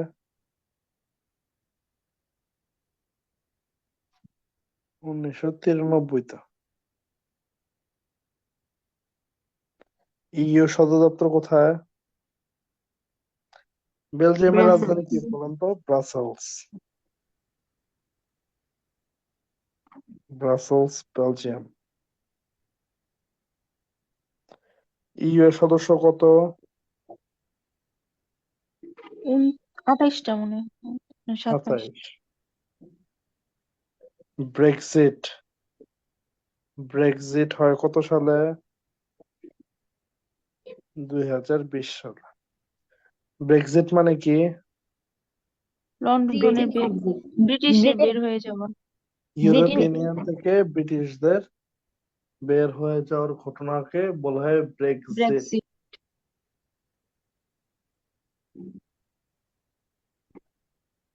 লিখে হলে বললেন। জি স্যার শেষ। এই ইউরোপিয়ান ইউনিয়নের একটা কেন্দ্রীয় ব্যাংক আছে, এটাকে বলে ইসিবি বা ইউরোপিয়ান সেন্ট্রাল ব্যাংক। এটা সদর দপ্তর কোথায়? ব্রাসেলসে। ফ্রাঙ্কফুর্ট। ও ফ্রাঙ্কফুর্ট। Frankfurt, Germany.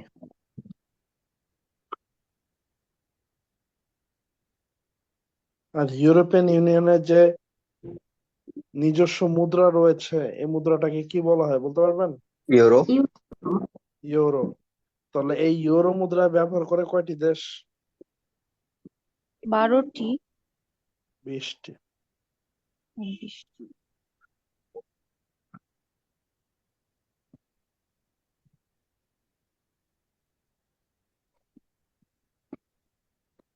আচ্ছা, এরপরে কি রয়েছে? EU। এই আফ্রিকান ইউনিয়ন। আফ্রিকান ইউনিয়ন গঠিত হয় 2002 সালে।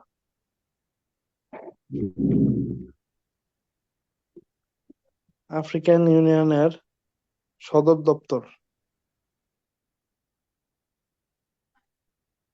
বলেন দেখি ইথিওপিয়ার রাজধানীর নাম কি? ইরিত্রিয়া না? না না, আদিস ইথিওপিয়া আবাবা। আদিস আবাবা। আদিস আবাবা, ইথিওপিয়া। স্যার, এই আদিস আবাবাই কি আবিসিনিয়া ছিল? আদিস আবাবা ইথিওপিয়ার পূর্ব নামে ছিল আবিসিনিয়া। পৃথিবীর সবচেয়ে পুরাতন দেশ বলা হয় ইথিওপিয়াকে।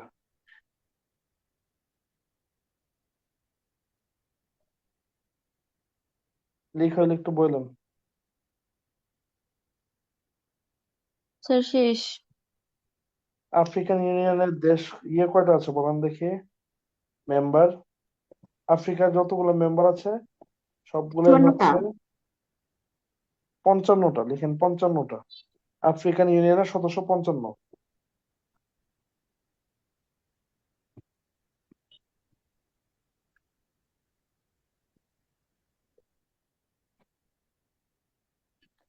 আচ্ছা, এরপরে কি আছে বলেন। বিমস্টেক। বিমস্টেক। বিমস্টেক বর্তমান সময়ের জন্য কিছুটা কম গুরুত্বপূর্ণ। এই বিমস্টেকটা আপনাদের হ্যান্ডবুক আছে না? জি স্যার। হ্যান্ডবুক থেকে পড়ে নিন, বিমস্টেকটা হ্যান্ডবুকে দেওয়া আছে। বিমস্টেকটা যেহেতু আওয়ামী লীগ সরকারের সময় একটু গুরুত্বপূর্ণটা বেশি ছিল, বর্তমানে বিমস্টেক গুরুত্বপূর্ণ কম।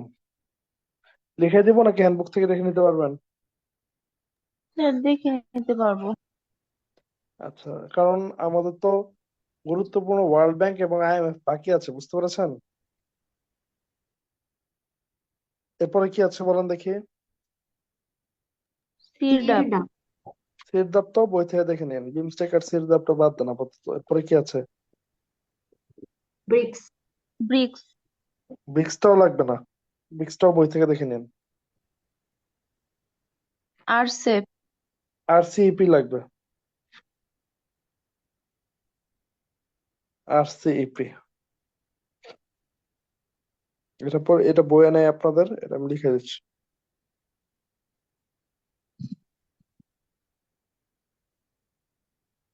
আর এ হচ্ছে রিজিওনাল, রিজিওনাল কম্প্রিহেনসিভ, কম্প্রিহেনসিভ। ইতে কি বলুন দেখি। ইকোনমি। ইকোনমিক। পিত হচ্ছে পার্টনারশিপ। লিখেন রিজিওনাল।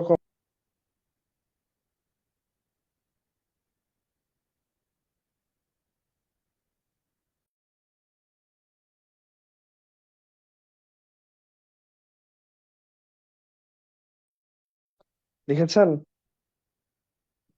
জি স্যার। আচ্ছা, এটা লিখেন যে সাইন্ড, এই চুক্তিটি স্বাক্ষরিত হয়। সাইন্ড, সাইন্ড হচ্ছে 2020। আর কার্যকর হয় মানে এফেক্টিভ, এফেক্টিভ হয় 2022। মেম্বার, মেম্বার হচ্ছে 15টি। লেখেন RCP is the biggest trading bloc in history, biggest trading bloc in history। পৃথিবীর ইতিহাসে সবচেয়ে বৃহৎ বাণিজ্যিক জোট হচ্ছে আরসিপি।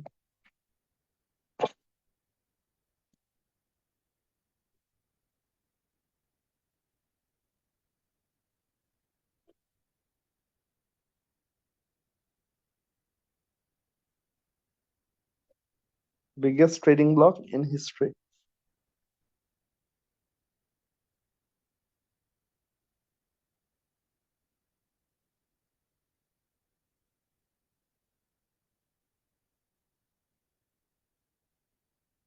জি স্যার লিখেছি। ট্রেডিং ব্লক মানে কি বলেন দেখি। স্যার, বাণিজ্য। বাণিজ্যিক বলয়। বাণিজ্যিক জোট, ব্লক মানে হচ্ছে জোট।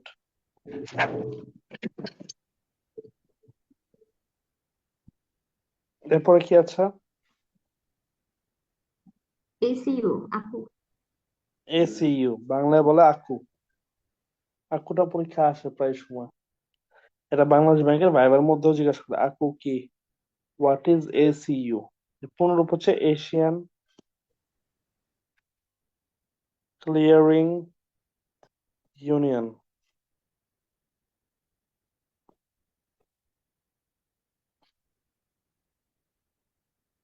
হেডকোয়ার্টার হচ্ছে ইরানের রাজধানী তেহরান। মেম্বার হচ্ছে 9।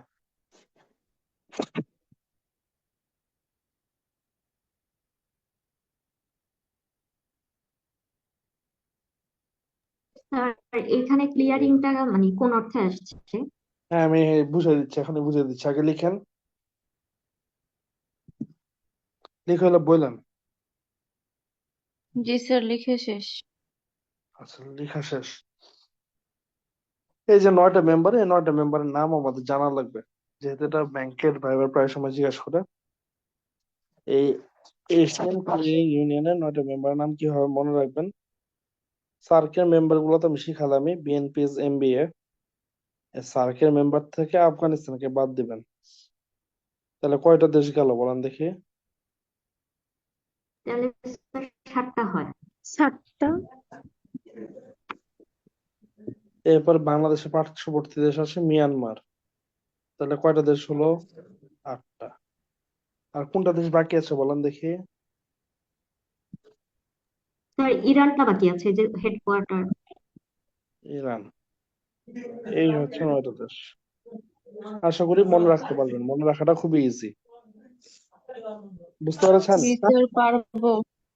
স্যার লাস্টে ধরে লিখছেন ইএসজি স্যার, এটা কি এস্টাবলিশ হবে স্যার 1974? ও জি জি, এস্টাবলিশড ইএসটি। আচ্ছা আচ্ছা, শুনুন। বাংলাদেশ ব্যাংকের ভাইবা জিজ্ঞেস করে এশিয়ান ক্লিয়ারিং ইউনিয়ন কি, হোয়াট ইজ এসিইউ। তখন আপনাদের বলতে হবে এটি হচ্ছে একটি আন্তঃআঞ্চলিক লেনদেন নিষ্পত্তিকারী সংস্থা। বুঝতে পেরেছেন? লিখে রাখতে পারেন, আন্তকে আন্তঃআঞ্চলিক লেনদেন নিষ্পত্তিকারী সংস্থা। স্যার একটা উদাহরণ দিয়ে বোঝান না, মানে লেনদেন নিষ্পত্তি। বুঝতেছে, বুঝাচ্ছে। লিখেন আগে, ইট ইজ আন্তঃআঞ্চলিক ইংলিশ হচ্ছে sub regional. It is a sub regional. লেনদেন ইংলিশ হচ্ছে transaction. It is a sub regional transaction. নিষ্পত্তিকারী এটা ইংলিশ হচ্ছে সেটলিং অথবা ক্লিয়ারিং। আর সংস্থা হচ্ছে অর্গানাইজেশন অথবা union. It is a sub regional transaction settling organisation. লিখে হলে বললেন, বুঝাই দিচ্ছি। জি স্যার। স্যার আচ্ছা, এই যে 9টা দেশ, 9টা দেশের মূলত কেন্দ্রীয় ব্যাংক গুলো হচ্ছে এর সদস্য। যেমন বাংলাদেশের কেন্দ্রীয় ব্যাংকের নাম কি? বাংলাদেশ ব্যাংক। বাংলাদেশ ব্যাংক। ভারতের কেন্দ্রীয় ব্যাংকের নাম হচ্ছে RBI, reserve bank of India. পাকিস্তানের কেন্দ্রীয় ব্যাংকের নাম হচ্ছে SBP, state bank of Pakistan. ধরেন এই 3টা দেশ দিয়ে বুঝালাম। এখন ধরেন আরবিআই থেকে বাংলাদেশ 100 টাকা পায় সাপোজ, আবার এসবিপি বাংলাদেশের থেকে পায় হচ্ছে 80 টাকা। আবার এই আরবিআই এসবিপি থেকে পায় ধরেন 50 টাকা। তাহলে এই যে বাংলাদেশ থেকে পাকিস্তান 80 টাকা পায়, এই 80 টাকা বাংলাদেশ পাকিস্তানকে না দিয়ে বাংলাদেশ আরবিআই কে বলবে যে তুমি পাকিস্তানকে 80 টাকা দিয়ে দাও, কারণ বাংলাদেশ আরবিআই থেকে অলরেডি 100 টাকা পাইতো। তো এই বাংলাদেশ থেকে আরবিআই সরাসরি পাকিস্তানকে 80 টাকা দিয়ে দিল বাংলাদেশের। তাহলে এই 80 টাকা বাংলাদেশের থেকে পাকিস্তান থেকে বাংলাদেশে পাওনাটা বাতিল হয়ে গেল। আর আরবিআই বাংলাদেশকে তখন 20 টাকা দিয়ে দিবে, শেষ। বাংলাদেশ পাকিস্তানের লেনদেনটা নিষ্পত্তি হয়ে গেল, 100 টাকার হিসাবটাও শেষ।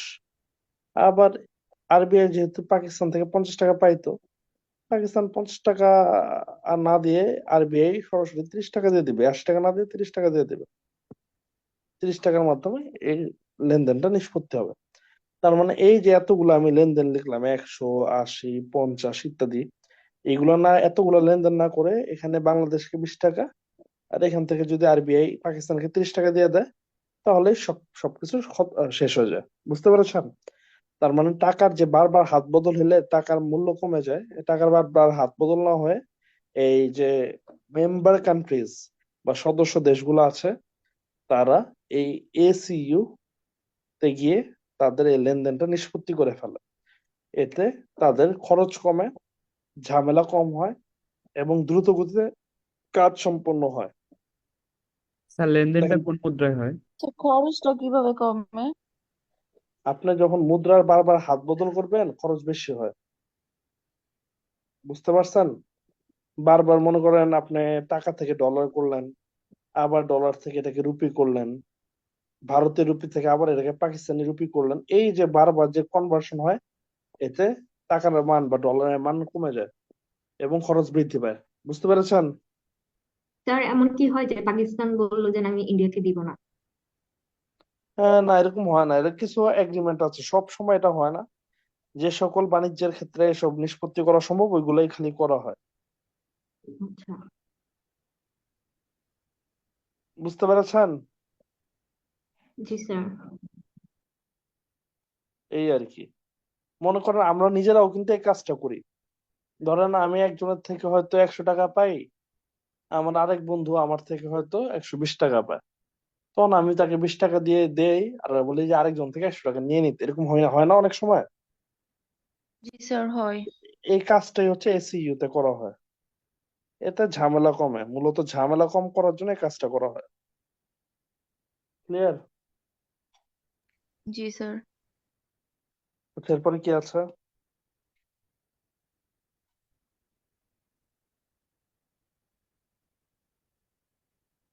স্যার ইন্টারন্যাশনাল ব্যাংকস গুলো ব্রেটন উডস এগ্রিমেন্ট। আচ্ছা, তাহলে প্রথম লেখেন ব্রেটন উডস এগ্রিমেন্ট।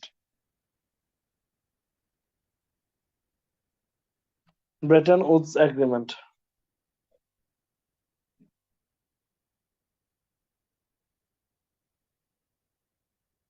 এই চুক্তিটি স্বাক্ষরিত হয় 1944 সালে।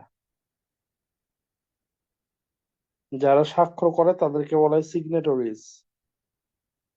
স্বাক্ষরকারী দেশ ছিল হচ্ছে 44টি বা সিগনেটরিজ ছিল হচ্ছে 44টি। এই ব্রেটন উডস এর মাধ্যমে দুইটা সংস্থা গঠিত হয়।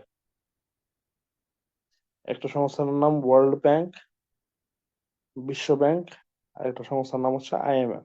IMF। তাহলে পরীক্ষা আসে ব্রেটন উডস সংস্থা কয়টি? উত্তর কি হবে?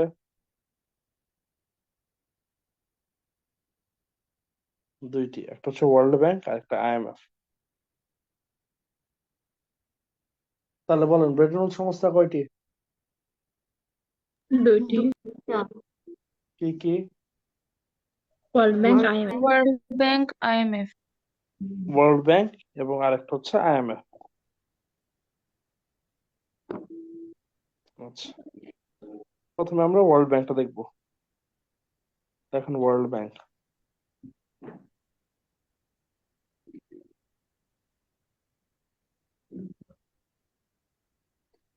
স্যার IBRD কোনটা? বুঝাচ্ছি। আগে দেখেন ওয়ার্ল্ড ব্যাংক চুক্তিটি স্বাক্ষরিত হয় 1944 সালে, এটা ব্রেটন উডস চুক্তি। আর ওয়ার্ল্ড ব্যাংক কবে যাত্রা শুরু করে বা এফেক্টিভ কবে হয়? এফেক্টিভ হয় 1946 সালে, 2 বছর পরে।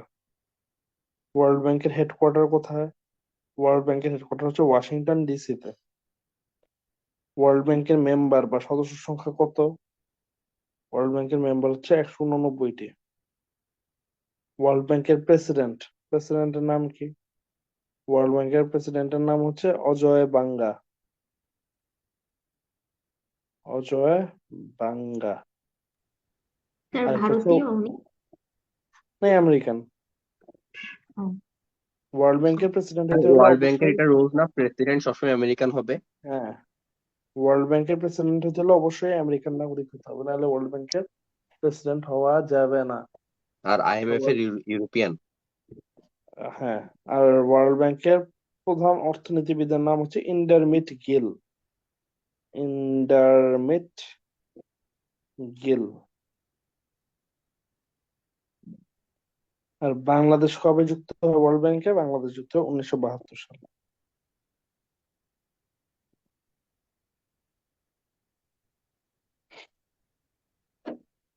তথ্যগুলো লিখে হলে বললাম। জি স্যার। লিখেছি আচ্ছা, স্যার। শেষ। ওয়ার্ল্ড ব্যাংক প্রতি বছর একটা রিপোর্ট প্রকাশ করে। এই রিপোর্টটার নাম হচ্ছে is of doing business. Is of doing business, বাংলায় বলে সহজে ব্যবসা করার সূচক। সহজে ব্যবসা করার সূচক টি প্রকাশ করে কোন সংস্থা? প্রতিবেদনটি উত্তর কি হবে? World bank. World bank.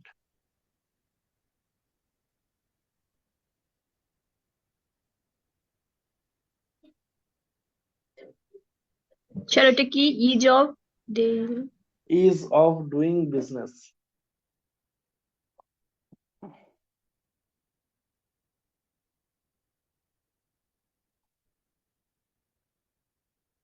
লিখে হলে বললেন একটু। শেষ স্যার।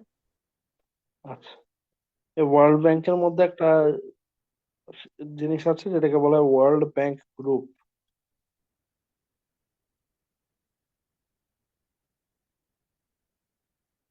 লেখেন, 5টি প্রতিষ্ঠানের সমন্বয়ে ওয়ার্ল্ড ব্যাংক গ্রুপ গঠিত।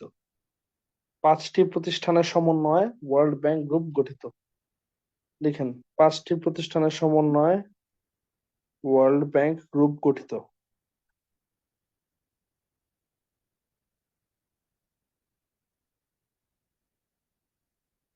এক নম্বর হচ্ছে আইবিআরডি। আইবিআরডি, এটার পুনরূপ হচ্ছে ইন্টারন্যাশনাল ব্যাংক ফর রিকনস্ট্রাকশন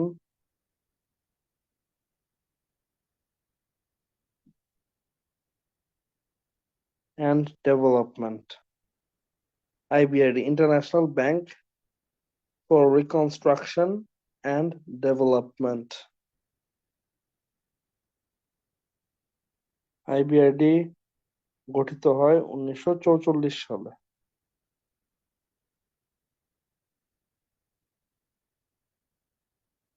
লেখেন, এটি ওয়ার্ল্ড ব্যাংকের পূর্ব নাম। ওয়ার্ল্ড ব্যাংকের পূর্ব নাম।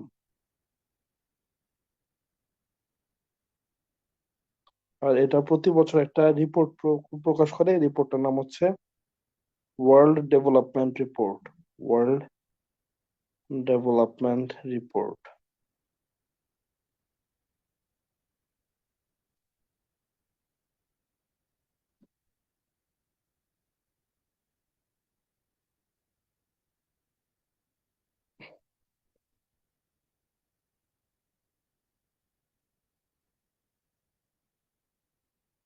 লিখেছি।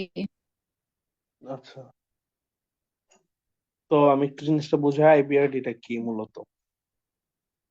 1944 সালে 44টি দেশের প্রতিনিধি এসে যুক্তরাষ্ট্রের নিউ হ্যাম্পশায়ার অঙ্গরাজ্যের ব্রেটন উডস নামক স্থানে দ্বিতীয় বিশ্বযুদ্ধ পরবর্তী ইউরোপের অর্থনীতি পুনরুদ্ধার ও পুনঃসংস্কারের জন্য একটা আন্তর্জাতিক অর্থনৈতিক রূপরেখার ঐকমত্য প্রদর্শন করে এবং তার ভিত্তিতেই 2টি প্রতিষ্ঠান গড়ে তোলার জন্য সিদ্ধান্ত নেয়। একটা প্রতিষ্ঠানের নাম ছিল আইবিআরডি আর একটা প্রতিষ্ঠানের নাম ছিল আইএমএফ।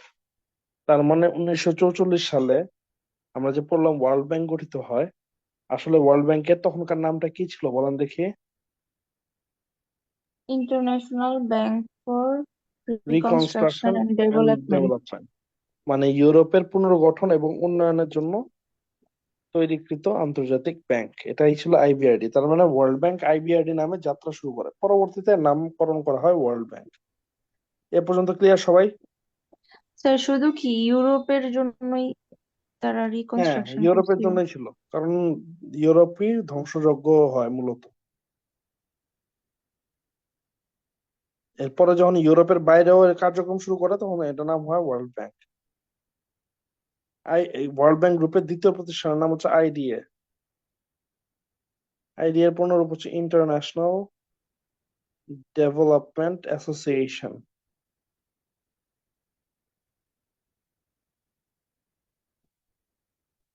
গঠিত হয় 1956 সালে। 1956 না, 1960 সালে। 1960 সালে গঠিত হয়।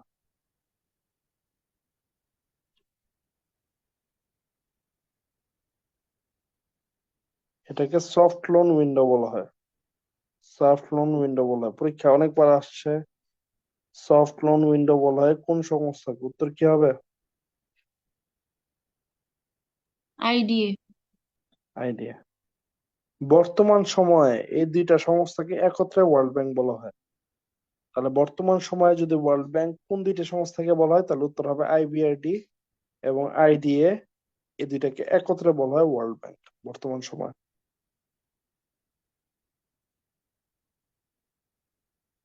লিখেছেন? জি। 3 নাম্বারটার নাম হচ্ছে আইএফসি।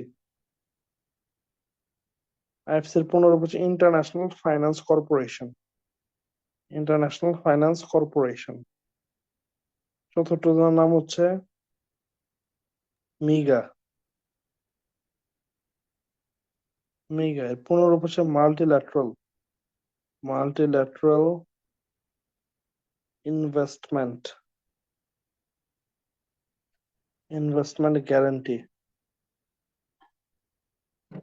Guarantee agency.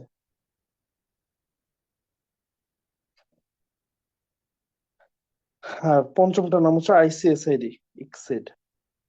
এগুলার খালি নামগুলো জানলেই হবে, এগুলার আর বিস্তারিত জানা লাগবে না, এগুলা খালি নামগুলো মনে রাখবেন। একটা নাম হচ্ছে আইএফসি, আর একটা নাম হচ্ছে এমআইজিএ, আর একটা নাম হচ্ছে আইসিএসআইডি, ইকসিড। স্যার মাল্টিল্যাটেরাল। মাল্টিল্যাটারাল। মাল্টিল্যাটারাল মানে বহুপাক্ষিক। দ্বিপাক্ষিককে ইংলিশে বলে বাইল্যাটারাল, আর একপাক্ষিককে বলে ইউনিল্যাটারাল। তাহলে মাল্টিল্যাটারাল মানে বহুপাক্ষিক।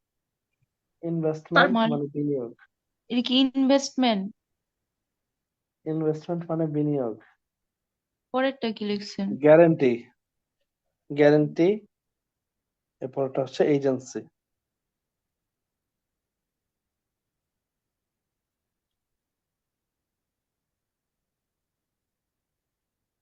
আইসিএসআইডি টা কি?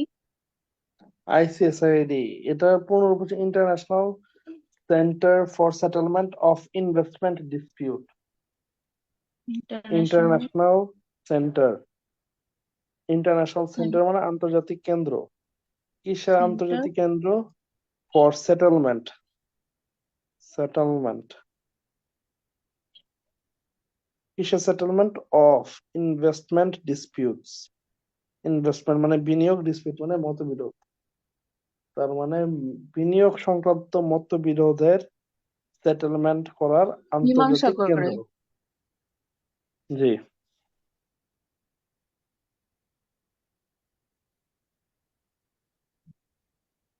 জি স্যার লেখা হলে লিখেছি। বলুন।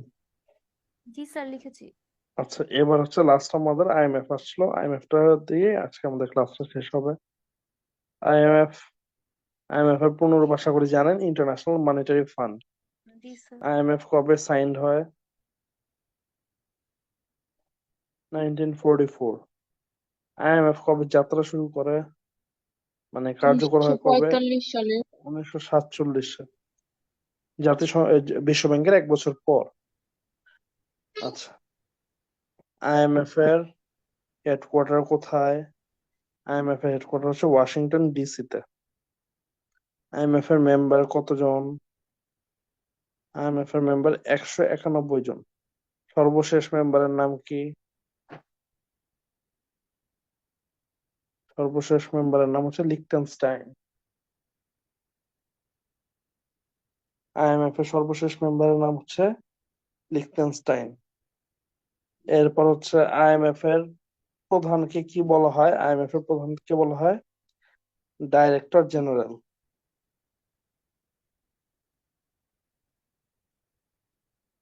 মানে মহাপরিচালক। ডাইরেক্টর জেনারেলের নাম কি? ক্রিস্টালিনা। ক্রিস্টালিনা জর্জিয়েভা IMF এর প্রধান অর্থনীতিবিদ বা চিফ ইকোনমিস্ট। প্রধান অর্থনীতিবিদের নাম কি? পিয়ের অলিভার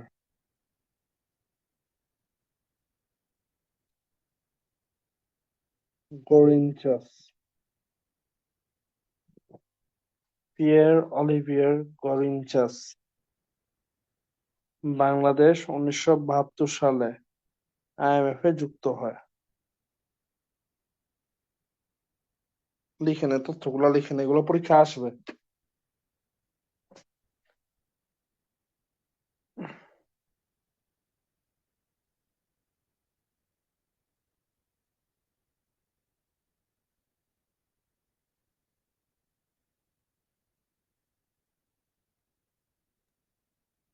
লিখেছি স্যার। লিখেছেন? জি এটা স্যার। কি CHOS না AS? CHS।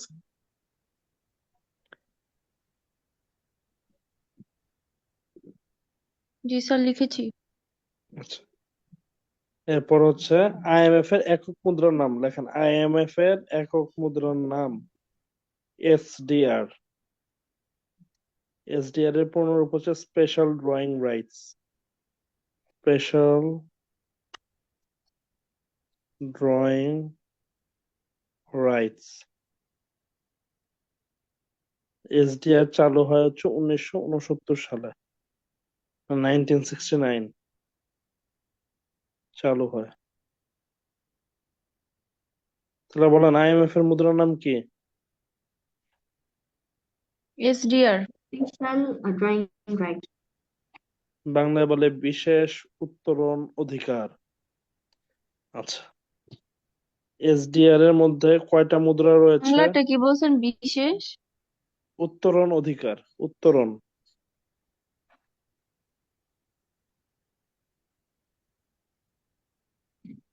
SDR এর মান নির্ণয় করা হয় 5টা মুদ্রার মাধ্যমে। 5টা মুদ্রা কি কি? Euro, dollar, dollar, pound, yen, dollar, renminbi. Euro, pound, sterling. জাপানের মুদ্রার নাম হচ্ছে ইয়েন। আর চায়নার মুদ্রার নাম হচ্ছে রেনমিনবি,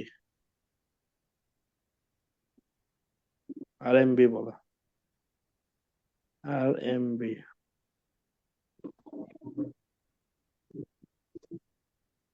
ডলার, ইউরো, পাউন্ড, ইয়েন এবং RMB।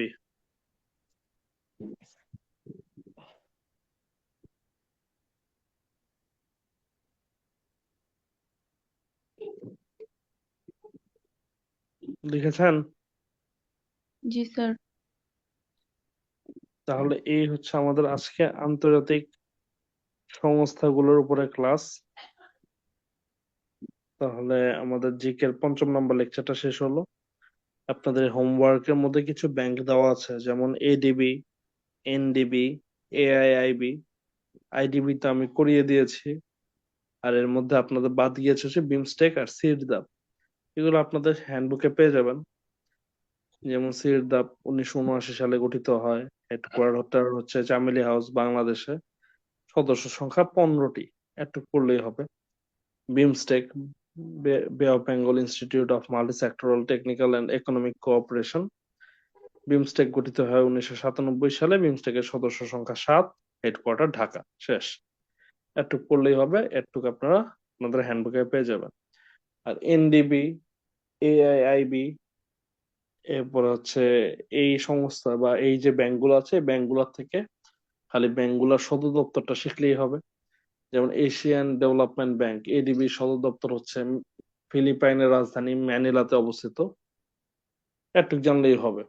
কবে গঠিত হয়েছে এটা না জানলেও হবে, কারণ ব্যাংক পরীক্ষাগুলো মূলত সংস্থা থেকে সদর দপ্তরগুলো পরীক্ষা আসে, এবং কিছু কিছু সংস্থা থেকে ইন ডিটেলস আসে, যেমন সার্ক, ASEAN, WTO, OPEC, তো ওইগুলা মোটামুটি আমি ইন ডিটেলস পড়েছি, আর ওয়ার্ল্ড ব্যাংক এবং আইএমএফ থেকে মোটামুটি একটু ভিতরে তথ্য আসে, ওটুকু আমি দেওয়ার চেষ্টা করেছি।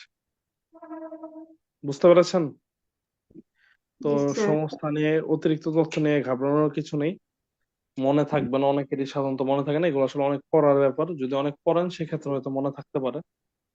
সংস্থাগুলো বিসিএস এর জন্য সালগুলো বেশি গুরুত্বপূর্ণ, ব্যাংক পরীক্ষায় সাল অতটা গুরুত্বপূর্ণ না। তাও আমি অনেকগুলো সংস্থার সাল লিখিয়ে দিয়েছি। আপনারা একটু নিশ্চিত করবেন যে যেগুলার আমি প্রধান লিখিয়ে দিয়েছি, যেমন কমনওয়েলথের প্রধান প্যাট্রিশিয়া জ্যানেট স্কটল্যান্ড, নেটোর প্রধান মার্ক রুট, ডাব্লিউটিও এর প্রধান এনগোজা ওকনজাইওয়ালা, ওয়ার্ল্ড ব্যাংকের প্রধান অজয় বাঙ্গা, আইএমএফ এর প্রধান ক্রিস্টালিনা জর্জিয়েভা, এই প্রধান যেগুলো লিখিয়ে দিয়েছে, প্রধানগুলোর নাম এগুলো মুখস্থ রাখবেন। আর যেগুলোর কিছু স্পেশাল তথ্য দিয়েছি, যেমন ডাব্লিউটিও এর পূর্বসূরি কোনটিকে বলা হয় গ্যাট, মোস্ট ফেভার্ড নেশন স্টেটাসটা এটা কোন সংস্থার সাথে সম্পৃক্ত, ডাব্লিউটিও এর সাথে সম্পৃক্ত, এই জাতীয় তথ্যগুলা একটু পড়ে নেবেন। বুঝতে পেরেছেন? জি স্যার। ঠিক আছে, তাহলে পরবর্তী ক্লাসে আবার দেখা হবে। আগামী ক্লাসই মনে হয় আপনাদের সাথে আছে ক্লাস, জি স্যার, আগামীকাল ট্রান্সলেশন। ক্লাস আছে স্যার। জি জি জি, স্যার। আগামী ক্লাস অনুবাদের উপর ক্লাস। আমরা জি আগামীকাল স্যার। অনেকদিন পর আজকে জিকে কিছু নলেজ গ্যাদার করলাম, মাহফুজা খাতুন। আচ্ছা, আগামীকাল হচ্ছে আমরা English to English to Bangla বা বঙ্গানুবাদের একটা ক্লাসের মধ্যে বঙ্গানুবাদটা শেষ করব। আশা করি ক্লাসে সকলেই টাইম মতো জয়েন করবেন। ঠিক আছে তাহলে। জি স্যার। স্যার স্যার আসসালামু আপনি আলাইকুম। আসসালাম। পড়ান? আসসালামু আলাইকুম স্যার। আসসালাম।